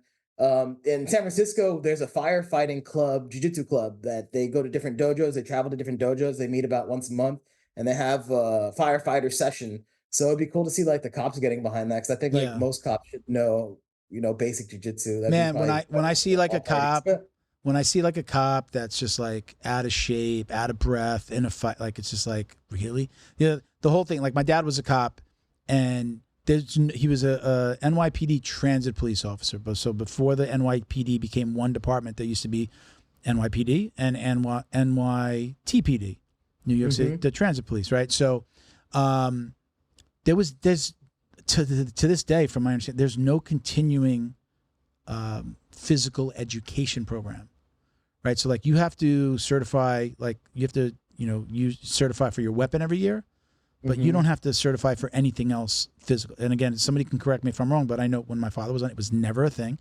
He never had to like run or do any kind of like jumping jack after the academy. Like there's no physical education, ongoing, continuing education or physical education requirement, which is the case for most departments. And that's the problem. And then, when I spoke to this guy, the sheriff, that's the guy that's running for sheriff down here, he actually said, goes, our problem in Florida is that you have to, so in the police academy, there are requirements that come down from the state. So the stuff that they require us to teach, when you know jiu-jitsu, you're like, that is ridiculous. I wouldn't do that. Why would I do that? I would do this. So he says a lot of the instructors are now judo players, or they're ranked in jiu-jitsu because now jiu-jitsu has become a part of like law enforcement. But it's still the state has their requirements, but there's no jiu-jitsu requirement yet. But those instructors, they can they have to teach, even if it's wrong, they have to teach what's required. Yeah. But then they can add, right? So they can add in like, but hey, look, I would do it like this. I have to teach you this, but then I'm going to, and they don't necessarily say it like that, but right? Yeah.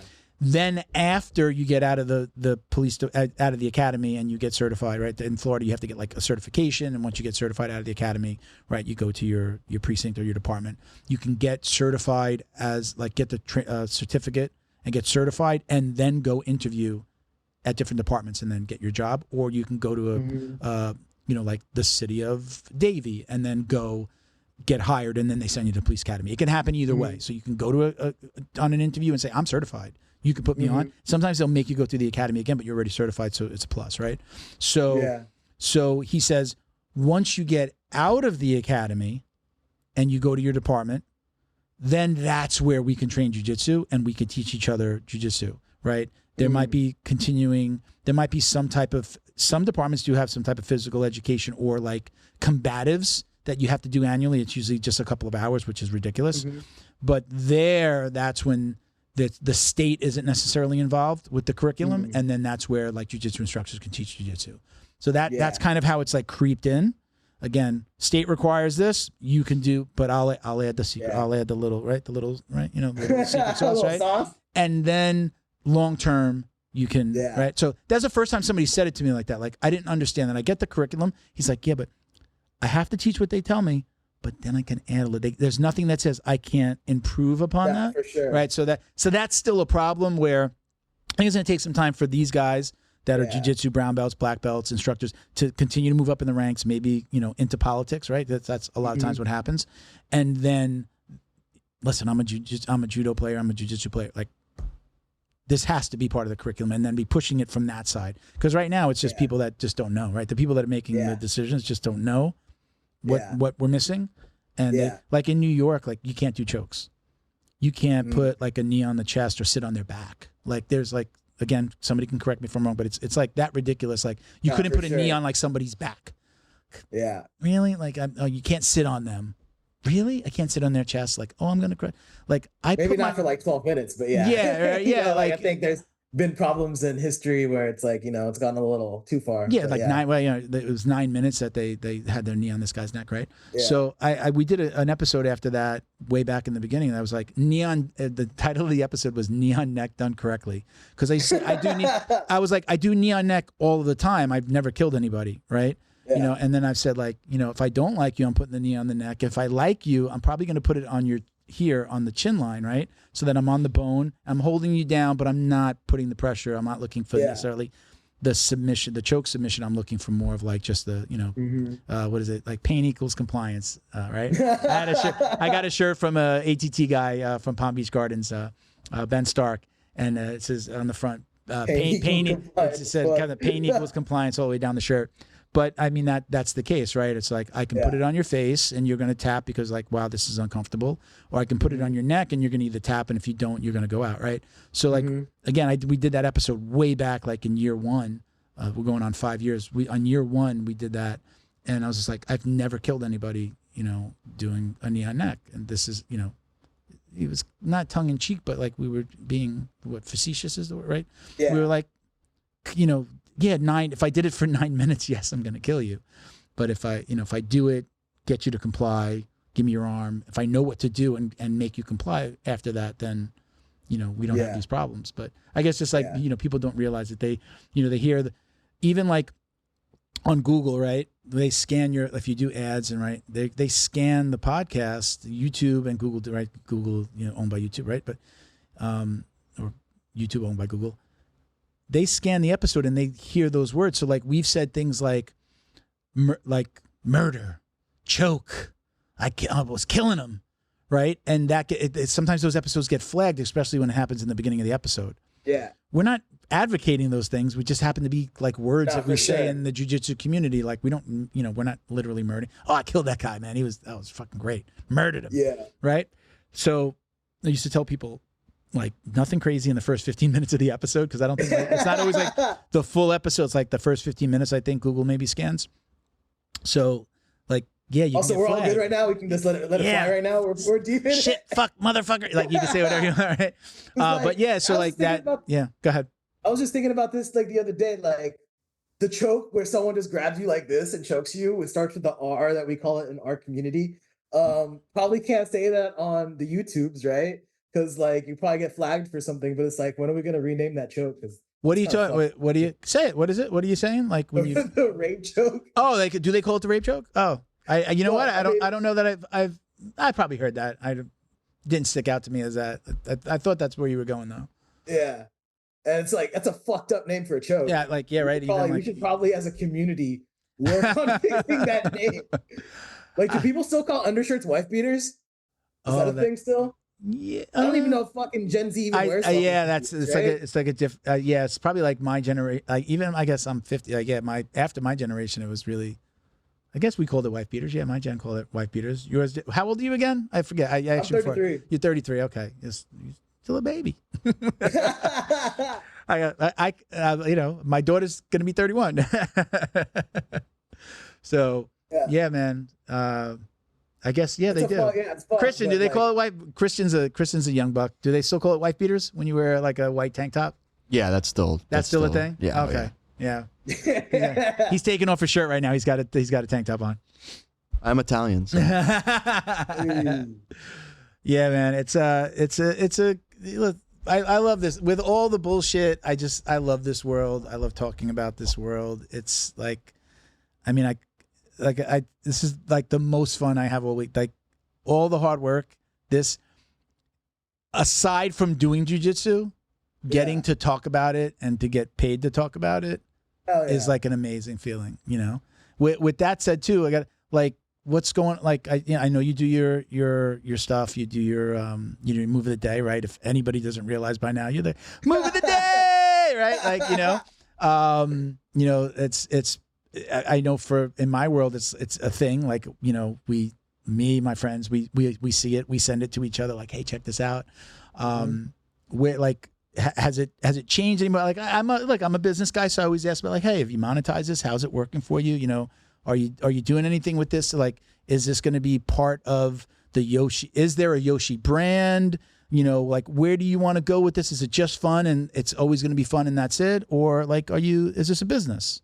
So it's just fun. I'm just trying to have fun with it. I was getting paid through Instagram. They had like a creators program. Yeah. They actually, with all tech, there's like they're laying off people. There's budget problems in all tech. So they canceled that program. So no, like not really that. I do want to get into YouTube a little more. Maybe some like long form content. All my content's under a minute, so it's pretty like short term.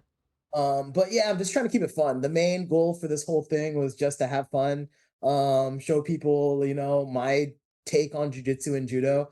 Especially because like, judo's kind of like a dying sport in the US. And so like for me to give to the jiu-jitsu community, like as much judo as I can is kind of the goal. But again, it's all for fun.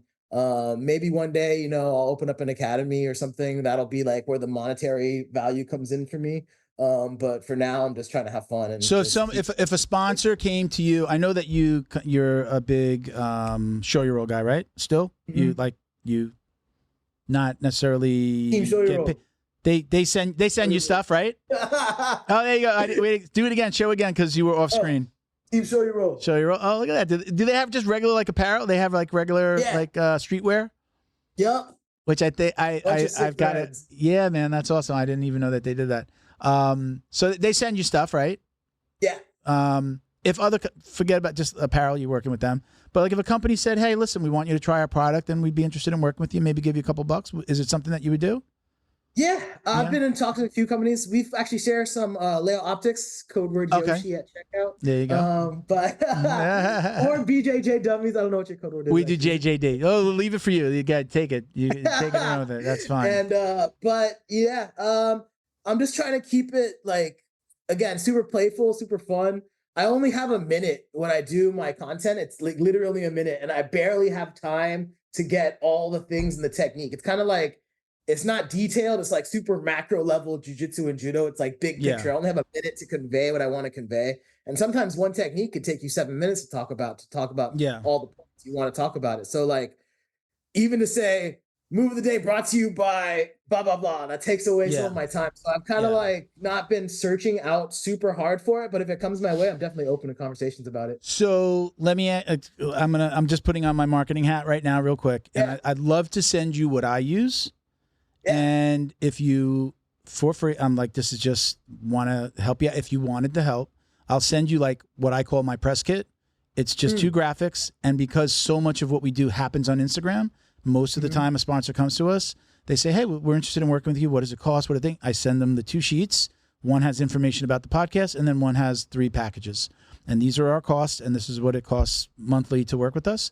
But I'd love to send you that. Yeah. And if you're not using something like that, you don't need the 2. I started out with 1, but then we got like, we were in the newspaper and then we had like our numbers were increasing. So take a look at it. And I would absolutely, again, for free, I'm not trying to sell you anything. Literally love to do it for you. I actually offered this to another guest because I'm like, if I can help you guys make more money and it literally doesn't cost me anything to have my designer work on something for you. I'm going to send you I'm going to text it to you. Look at it. And if you want us to create something, I'll just put you in touch with my daughter. She manages the graphic design team. I'll tell her like, get him what he needs and just do like a nice graphic. We've got like, almost what we did for you, but think about putting like some packages on it or at least information on like, it's better to come up with like some packages and say, this is what it would cost to do this. I would, at this dollar amount, I would do this many videos. And like, don't worry about like, you don't necessarily have to shout them out, but if you put it in the caption, or maybe you just put their logo on the corner of the video or something in the background. Or again, you're working with show your roll, so it's hard. Like if you're doing gi stuff to like wear somebody else's gi, you don't want to fuck up that relationship. But look, I'm going to send you what I use, and it's what we've used to get every single sponsor. Or if they've asked us, I send this to them, whether it's email, but mostly I did it and I just have them as JPEG saved in my phone. And when somebody on Instagram asks me like, hey, what do you charge? If I don't like their product, I'm not sure if I'm going to like their product, I usually say, do you mind sending us something? But here's our kit. Because maybe they don't want to send it to like, hey, that's just too expensive anyway. So, but I'll still send you some. We just had some guys send us a bunch of CBD. But like, look, I'll send it to you. Look at it. And if you want us to create something, I'm telling you, no worries. Just tell us exactly what you want. We'll create. You have a little sheet and you send it out. And the thing is, it's a numbers game. Sometimes, somebody asks you for something and then you like have the conversation and you don't necessarily have like a number in mind. People want to hear the number and maybe they go, I could do that. And then all of a sudden, you got a revenue stream. It's how I don't care if you're doing a podcast or you're trying to get sponsors. This is a great model and Instagram is a great place for us as jiu-jitsu players. It's still like, we've built the podcast around Instagram. Everything else to me is like secondary. It's the Instagram following that like led to everything else. But I'm going to send you these sheets. Let me know if you want us to make it. Just absolutely do not I feel like your personality is like, I don't want to bother them. I don't want to, I'm offering it to you. Let us create a nice little sheet for you. And then, and even if you want to have a conversation with me, like, what do you think this is worth, or like what package prices? You don't have to be greedy. You'll see my numbers on there. We're not being greedy. We do a lot. I offer graphic design to people. We do lots of social media posting. They're on the podcast. Stickers on the thing and stuff in the background, right? So we bring a lot to the table. But I'll send you what I have, and that maybe you have a little sheet. And people, when they ask, you say, "Hey, listen, this is my." I call it a press kit, press kit or sponsorship kit. Here's my sponsorship kit, and let me know, if you want to do something, reach out and we'll talk some more, So, and then you could take it to the next level. But a lot of times people want to know, gear is great. I'll take it.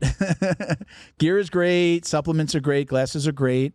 But ultimately, we do have to, we've got to pay for this stuff, and sponsors help us pay for this stuff.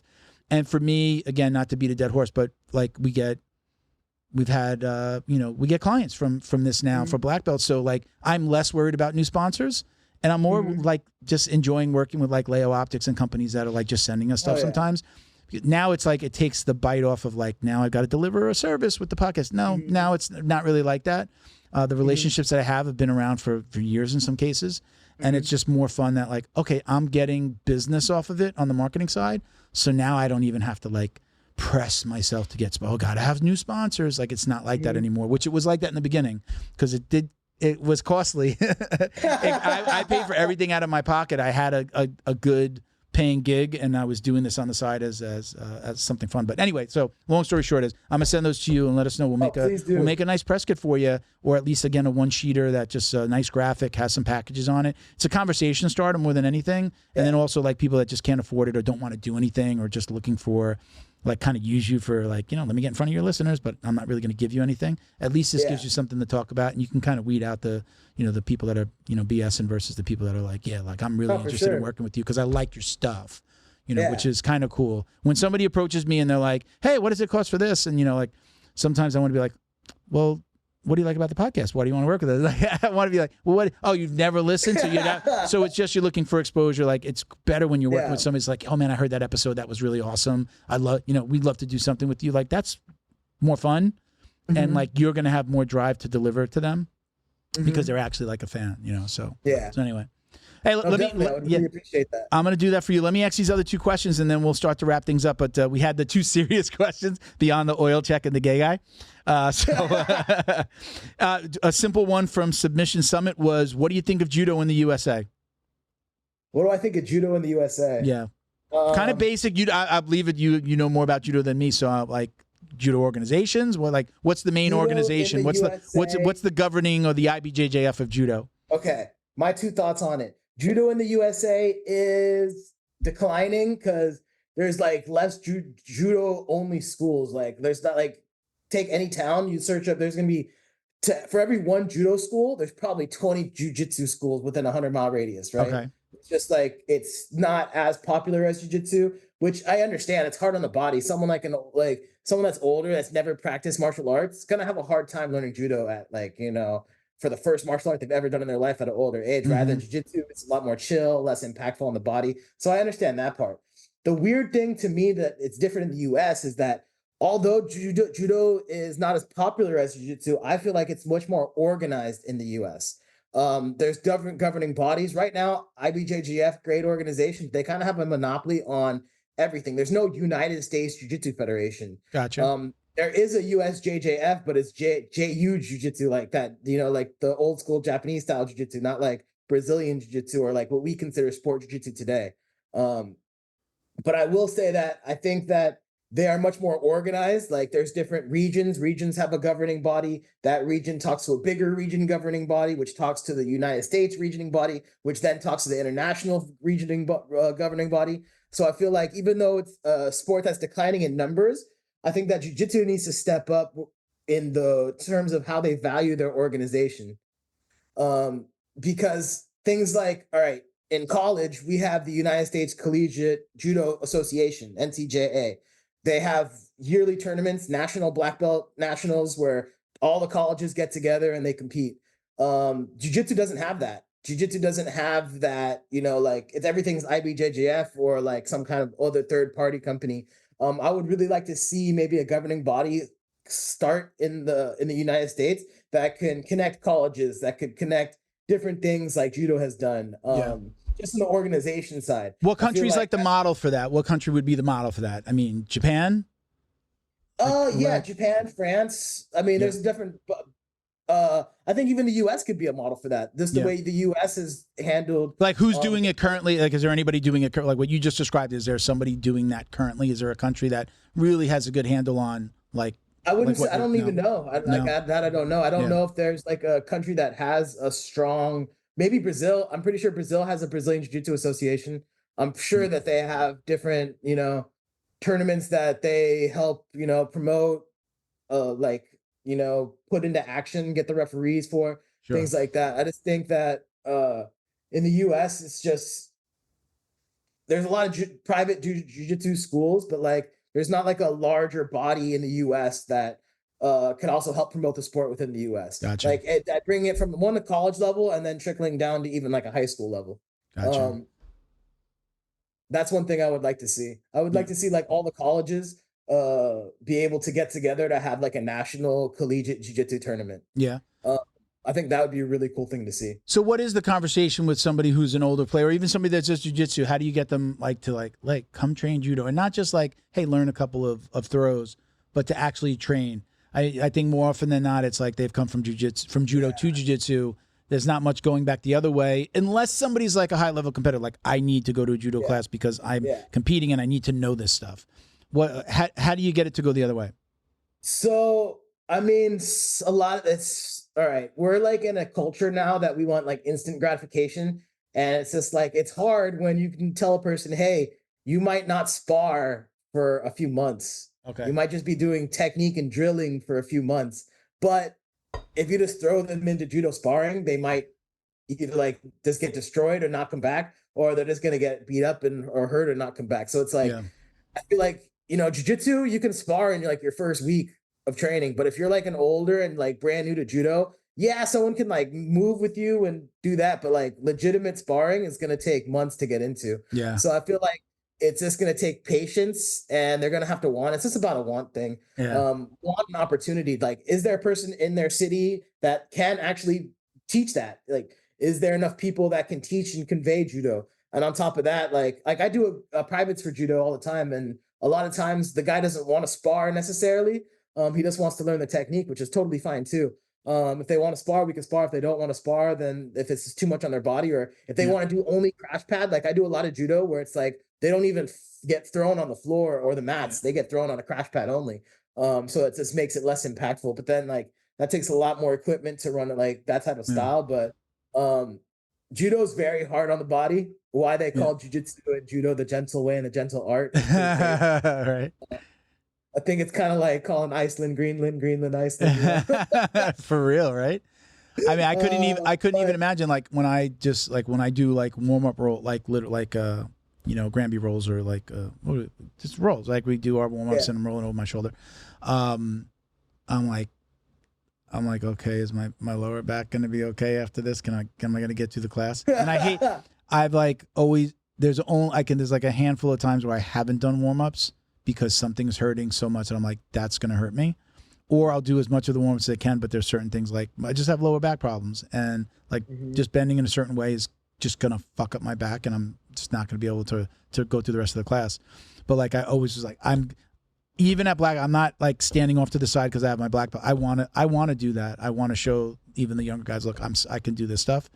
So it's like very rare that I don't do something, but I couldn't imagine getting thrown on the mat. I could see getting thrown on a crash pad, like, a nice, a thick pad. But I mean, I as a 50-year-old guy, understanding what it could do to my body, I'd be nervous. Again, I would just, show me the throw, but I've never done like a judo match or judo, what'd you call it? Just like a match. Just like a match or, roll. Like what's the version of rolling? What are we saying? Rolling? The tournaments is called Shiai. But what about there's like rolling? Like when you're practicing, like we say rolling, you say. Oh, Randori. Grandori, is that what it's called? Yeah. Okay. Yeah. Randori is the word for sparring. Okay. There you go. Yeah, I don't know. Yeah. When you come to Florida, we're gonna have someone that's controlled. It's not that bad. Yeah. it's just like kind of like jiu-jitsu. It could go crazy, it could go not crazy. Yeah. It kind of depends on who you're going with and like how hard you take it. I know you've had to seen that video. There's a professor. It looked like some like third world country. Like the mats look like they're like these little tiny thin mats on like the dirt, and the professor's just like throwing this little kid like really hard. Do you know that video? I've seen that. It's fucked. What the hell was going on with that? That kid, like That's fucked. that kid. I don't care who you are. That kid had to have been hurt after that. That's the picture that I have in my mind when somebody says, "Well, let's do some judo throws." And I'm like, yeah, man, like I'm a little big to get thrown around like that, but I just know that impact on the mat is. Well, next time you're in San Francisco, yeah. I'll throw girls and throw each other around. I got you. All right. So one thing that you mentioned, like with the question that just popped in my head right now, like what do I like to see, like for judo in the U.S. is, or like in terms of jiu-jitsu and like difference in judo and jiu-jitsu. I would like to see jiu-jitsu in the Olympics one day, but I don't think that the way the IBJJF is set up right now is like it's gonna promote that. Like I like, of course, you know, like skateboarding, right? Skateboarding has X Games. That's the private company. That's not like it's private company, for-profit company. Yeah, they're still doing their things, but skateboarding is also in the Olympics. So it's like I think there's a world where IBJJF and the Olympics could coexist, but I don't think they want to see that happen. I almost think that you would see MMA in the Olympics before that you would see jiu-jitsu. I feel like the jiu-jitsu community might get in the way of it. With ADCC, that's kind of our Olympics. Agree? Disagree? Nogi. I would say it's the Nogi. Nogi. Okay, yeah, true. Nogi, that's right. So it's specifically Nogi. I feel like we would fuck it up. The jiu-jitsu world would fuck it up. And then, you know, again, I think it would be easier to do like MMA. I don't know if MMA would be, I'm just saying like it would almost be easier to get like guys to do MMA because a little more, there's so much more structure to it. And there are essentially like established leagues, if you want to call it that, Bellator, UFC, you know. But then again, it goes back to like what they did with basketball, where it was like you had to be an amateur in order to compete.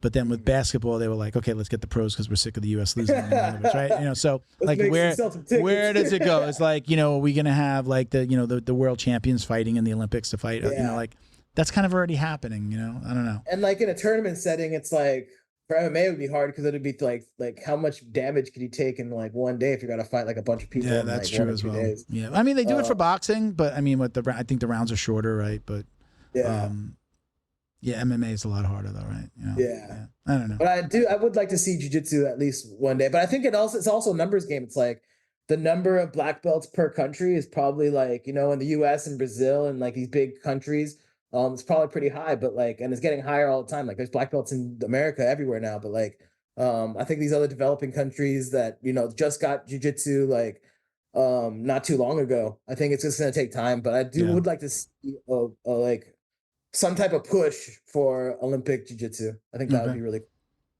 So you've done this with us twice before. For people that haven't heard the other episodes, we're going to do it again. So we're going to do the drill down. I'm actually mic'd up this time. We spare no expense here. That we got our sound effects guy. So the drill down, I don't know if we called it the drill down probably last time you were on. So these are like the kind of the most popular questions that we get asked. So we just put them all, since, you know, I'm not giving a t-shirt to everybody who asks, hey, what do you prefer, gi or no gi? So if you did hear us use your question, reach out, DM us on Instagram, and we will send you your choice of a t-shirt or a coffee mug. That happens with every episode. So if you send a question, no matter what, if we use it, we read your handle, know that you're getting a t-shirt or a mug. All right, so we'll go through these real quick. So preference, gi or no gi? Gi. Pajama gang all day. I've been actually doing a lot more no-gi lately. Okay. But still, I love my gi, man. Awesome. It's so cool that it's so fun to do, but it sucks that it's so boring to watch sometimes, gi jiu-jitsu. Yeah. It's just crazy that something so fun could be like at the same time. Like when it's lit to watch, but when it's not, holy shit. But when you're the guy doing it, it's like if you're doing it in practice, even when it's slow and might be boring to somebody watching, we're having a ball. Yeah. You know, even if I'm just holding you down, just like the little movements of me holding you can't getting out is like, so like, feeds the soul. Takedown or pull guard? Takedown. There we go. Day. Speaking of takedowns, I just did a Nogi judo seminar with J-Flow. Have you ever had J-Flow on? I have Justin not had Flores? J-Flow. I know who he is. I have not had Dude. him on. I think we've spoken and he's been recommended. We've had a couple people say to have him on. What a fucking wizard, man. Yeah. That dude's D1 division Put me wrestler. together in a chat with him. Open up like an Instagram sure. chat. Just be like, hey, Milton, you got to talk to this guy. And then For sure. that's always sure. helpful. Like people they realize that we know somebody and then they're like, yeah. let's do it. I think, is he in Florida? Is he out in California or is he here? Nah, he's in San Diego. Oh, okay. All right. Yeah, he's in San Diego. But like D1 wrestler, judo, like national team, Olympic level, jiu-jitsu black belt. Just dude. His skill is I follow so him. amazing. Yeah, I follow him. Yeah, 3-hour seminar with him, and it was just like so cool to see judo in a nogi setting. That was really cool for me. Very cool. Music during rolling, yes or no? Yes. Preference. Definite. What do you're controlling the radio? What are you playing in the gym? We're listening to EDM or gangster rap.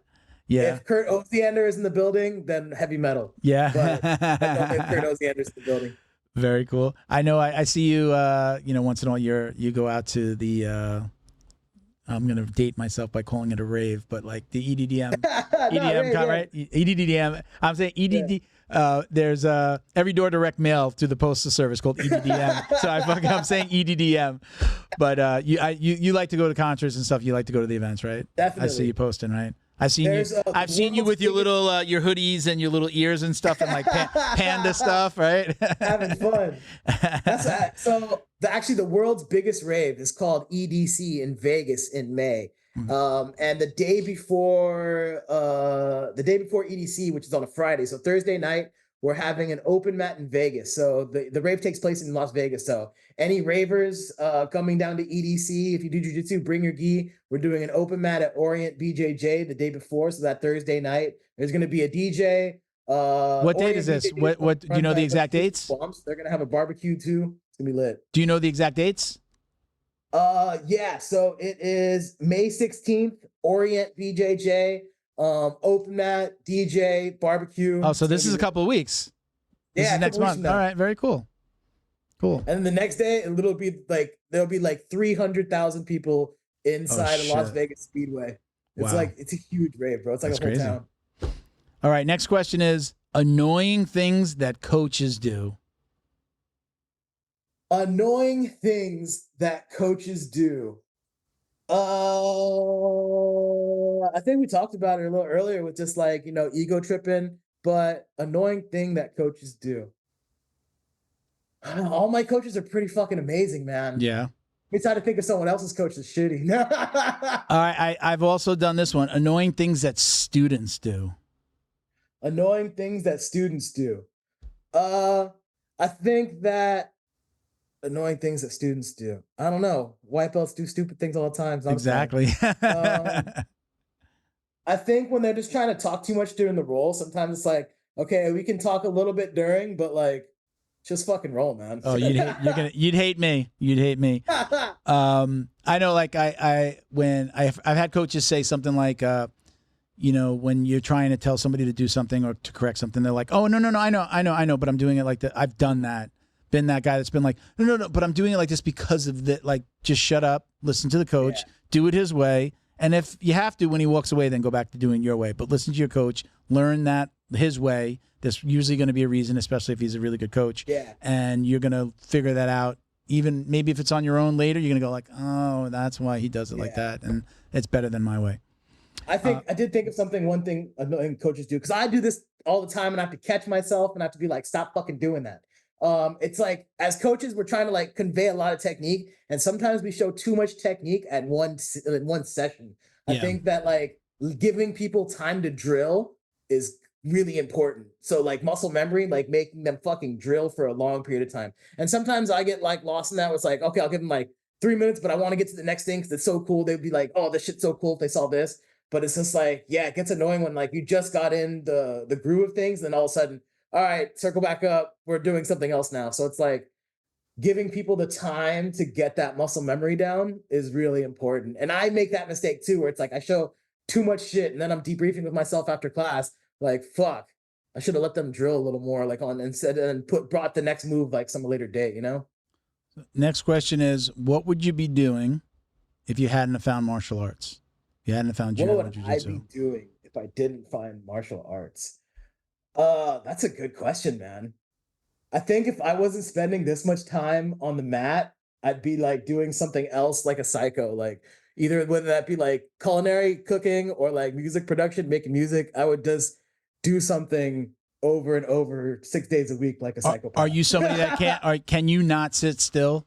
Like I find that I can't sit still. Like if I'm watching TV, I'm on my phone doing something work related, Yeah. even if it's on social media, because social media is work for me. Yeah. So I'm doing something. I can't sit still. If I'm watching TV, I'm either doing that or I'm using it to fall asleep and take a nap so that I recharge and then keep on working or going to jiu-jitsu at night or something. Are you like somebody like that? Like you can't sit still, you got to be doing something. Yeah, I don't like to like sit still too much. Like I like to be doing something. So like I don't really watch TV. Like sometimes I'll watch movies here and there, but that's like very rare. If I'm doing something, like I like to play video games, so that's like the only time like I'm like sitting still, but like I'm actually engaged in an activity. You know, I'm playing with my friends or doing something. But like even I was talking to one of the coaches at the university jiu-jitsu team. He's like, man, it's like some people are consistent, some people are not. It's just it went from the rainy season to being really sunny outside now, and like so like San Francisco's all like super nice weather right now. So like some of the kids, like they're college kids, they're gonna like want to go out with their friends to the park and do different things. So he's just like, man, why aren't they coming to every fucking practice? And I'm just like, I grabbed him on the shoulder. I was like, bro, they're not psychopaths like us. It's okay. They're not crazy jiu-jitsu freaks. If I take 2 or 3 days off in a row, I feel guilty. If I take off, it's usually like I'm hurt, but I'm going to go to the gym and do some weights or do something else. But if I don't go for a couple of days and I don't do anything, like that just doesn't happen. I can't. I start to feel like a loser. I feel like, what am I doing? What am I doing in my life? Oh my God, I'm going to forget. Like in the back of the brain, it's like, am I forgetting stuff? Am I going to still like, yeah, you didn't forget it. It's like riding okay, a couple of days isn't going to affect your game that much. But I definitely, like, I can't sit still. I can't not do it. For sure. I'm definitely like routine. Like my day is planned out. My calendar, like I'm doing this. Yeah, and jiu-jitsu is on there. Or I've even like got it filled in jiu-jitsu or the gym, like at specific times on my calendar. If I don't do that, like I feel like I failed the day. I failed the day, like, so I have to do it. So I'm like a creature of that habit. Sometimes sometimes I'm like, fuck it, I'm not gonna, like, okay, put this calendar down. Let's not do that. Don't be that crazy about it. But I have to be doing something. And if it's like, if I'm just like watching TV or even like watching a movie, if I'm watching with somebody, like I'm with a girl or, whatever, I'm on a date or watching like the UFC with friends, then I'll put the phone down.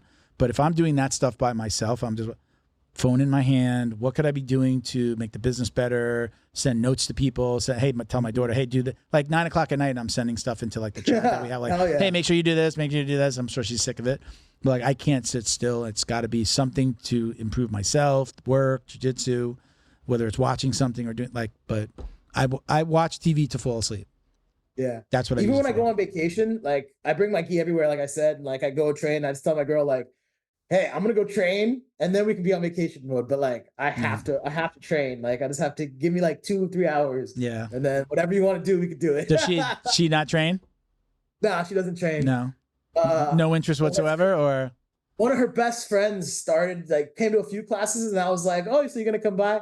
And she just looked at me and was like, hell no. She doesn't want to cut her nails, take out her piercings. Like it's just like, yeah, I get it. I get that part. Yeah. Yeah. I feel like I need somebody that either does this or is obsessive about something.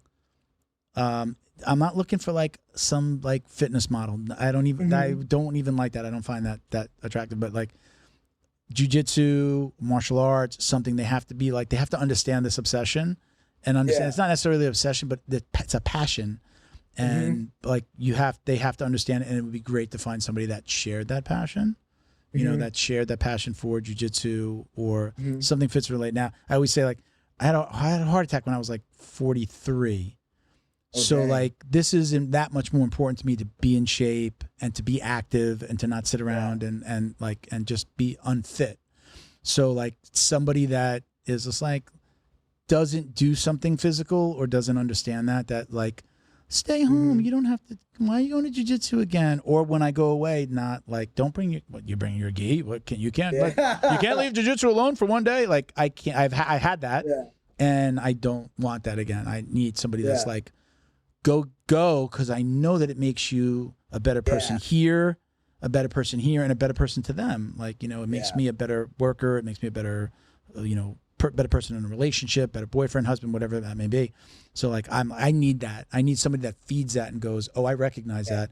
Like, oh, you're gonna come back and be better, not, you know, like anxious or, you know, like I got it. Like I love weekends because I get it out of the way in the morning. It's like, oh, it's amazing. I got it out of the way. Oh, I got my jiu-jitsu. Like I got my fucking jiu-jitsu in for the day, right? When it's not, when it doesn't happen like that, when it's like sometimes at night, it's like, oh man, I'm so tired. I always take, if I don't take a nap before I go to jiu-jitsu, I don't go to jiu-jitsu. That'll be that'll be a day off, or that'll be a weight training night. But like I work till like I work 7:30 to 3:30, and then I'm gonna take a nap like before 5, and then get up, and then it's just like maybe finish off some work, look at some stuff, whatever, and then stretch, massage gun for jiu-jitsu. Like that's my every single. If I go to jiu-jitsu, that has happened before. Yeah, that's what I did at home. That's that routine though. So that's the routine. So I need somebody that feeds that. And that understands that and knows that I'm a better person for it, rather than somebody that's like, no, don't go, you know? Yeah. Which is what I had before. It was just like, really? More jiu-jitsu? No, I'm super lucky to be with someone that's super supportive of the jiu-jitsu and the training. They understand. Yeah. On one side, it's like, it's pretty easy for me, and probably you too, because you have the podcast, is to be like, oh yeah, it's for content. Gotta work. It's work. Right? But like, it's work. She understands that, like, it just makes me much more happier just to like that. I tried to convey in my previous relationship that just because it's fun doesn't make it less work. Like we are making money from this. This is money that comes into the household. So you have to understand that and appreciate that. Just because I'm smiling and I have fun, or I come back and I'm all excited about how much fun I had talking to a guest, doesn't mean it's less work. So anyway, all right, last question. You know the last question, and I forget if you are which side you land on. Do you or do you not wash your jiu-jitsu belt? I do when it gets stinky. Not every time, but you know, at least once a month. Yeah. Probably, you know, training 5 days and throwing it in the bag. And then if you take it out of your bag and you didn't unzip your bag the night and you wake up in the morning, you're like, fuck, my bag's closed. It's like, do I have cheese in my bag? I have not washed my black belt yet. Got it in December. Have not washed my black belt yet. I do use, what is it? Do I have it? Old sponsor. I still use it. Neutral Zone Clean. See it down there on the bottom? Neutral Zone Clean. I still have their sprays in their refill. So I spray with Neutral Zone Clean or Lysol. So because I feel like this is the belt I'm going to have the longest, I would really like to continue to have that belt from my coach the longest. And I know, you know, I'm going to clean it, but it's also going to fray sooner. I used to wash it every session. I had 2 belts at every belt. I've had, except for white, I had 2 belts. So it was always just like throw one in the wash, use the other one. Like every night, everything went in the wash. So I did that up until brown, and I just haven't done that with black. But now I'm like, now I'm spraying it. Only I just, you know, I want it to last longer because I figure, you know, I'll be dead before I get a coral belt. So this is it, you know. So this is the belt, you know. Thank you to Feito IT and AV, specializing in commercial and residential automation, security cameras, CCTV, POS, and more. Check them out at feitoitav.com or call 305-428-2515 and let them know the dummy sent you. Special thank you to the crew over at Flow and Roll for all their support. Flow and Roll is renowned for their incredible no-gi rash guards, shorts, and leggings. Flow and Roll has quickly become the premier custom apparel provider for academies big and small throughout the United States. Reach out today to discuss your custom order and ask about their incredible pre-order program. You can send an email to flowandroll@gmail.com or visit their Instagram at flow_n_roll and shoot them a direct message. And yes, they can create an awesome custom gi for your academy as well. Visit flowandroll.com to check out their awesome designs, and while you're there, pick up a Jiu-Jitsu Dummy signature tee exclusively at flowandroll.com. And remember, you'll get 20% off your purchase of t-shirts, rash guards, or gis with code JJD. All right, Yoshi, brother, again, I appreciate you. Sorry for being late. you're good, thank you for bro. being patient, man. I always love having you on. I can't wait to meet you face to face one day. I got something sir. really interesting going on that's going to happen next year. That I'm going to invite you. Maybe we actually bring you out. It's not related. It's jiu-jitsu related, but it's not the podcast. I'm teasing a little something, but I've got something really interesting going on that I'd love to have you come out and just come out and enjoy the event. And I think it's going to be really interesting, and we'll like coordinate way before and like have you come out, put you up in a hotel, something like that. Probably going to bring out some of my favorite guests and things like that to come enjoy the event. But we'll definitely talk about that. And I'm gonna jump. Gonna run to an appointment. I'm gonna jump in the car, but in the car while I'm driving, I'm gonna text you now. I'm gonna at a stoplight. I'm gonna text you those two graphics to give you an idea. Safely. And please use us for the like let my team do something for you. And get you something for your sponsorships or something, and help out. Even a couple of bucks, car payment's a car payment. Pay the food bill, sir. whatever. That's the way I look at it. So listen, appreciate you coming on again, man. Love doing this. Can't wait to have you in house one day. And thank you for everybody that's. Oh, you got any shout outs? I know we said show your role before. Yeah, absolutely. Do some plugs, brother. Here's your time. So like I said, May 16th, Orient BJJ in Las Vegas. Come by. Day before EDC, we're gonna have a DJ, open mat, barbecue is gonna be lit. In Japan, I'm going to you in November, early November. I'll be in Japan. So Tokyo, Osaka, Kyoto. Any gyms want to do a seminar? Please feel free to reach out. I'll be training as much as I can in Japan, Judo and Jiu-Jitsu. So I'm pretty excited for that. No dates set in stone yet, but this fall, sometime in Colorado, Lakewood, Colorado, Imperial BJJ and Kickboxing, I'll be doing a seminar. Half Gracie black belt over there, amazing guy. Can't wait for that. What else we got? Shout out Mike Tyson, about to fucking fuck up the pause.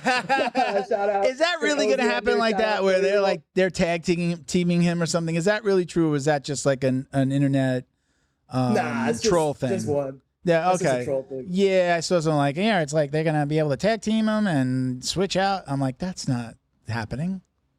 All right.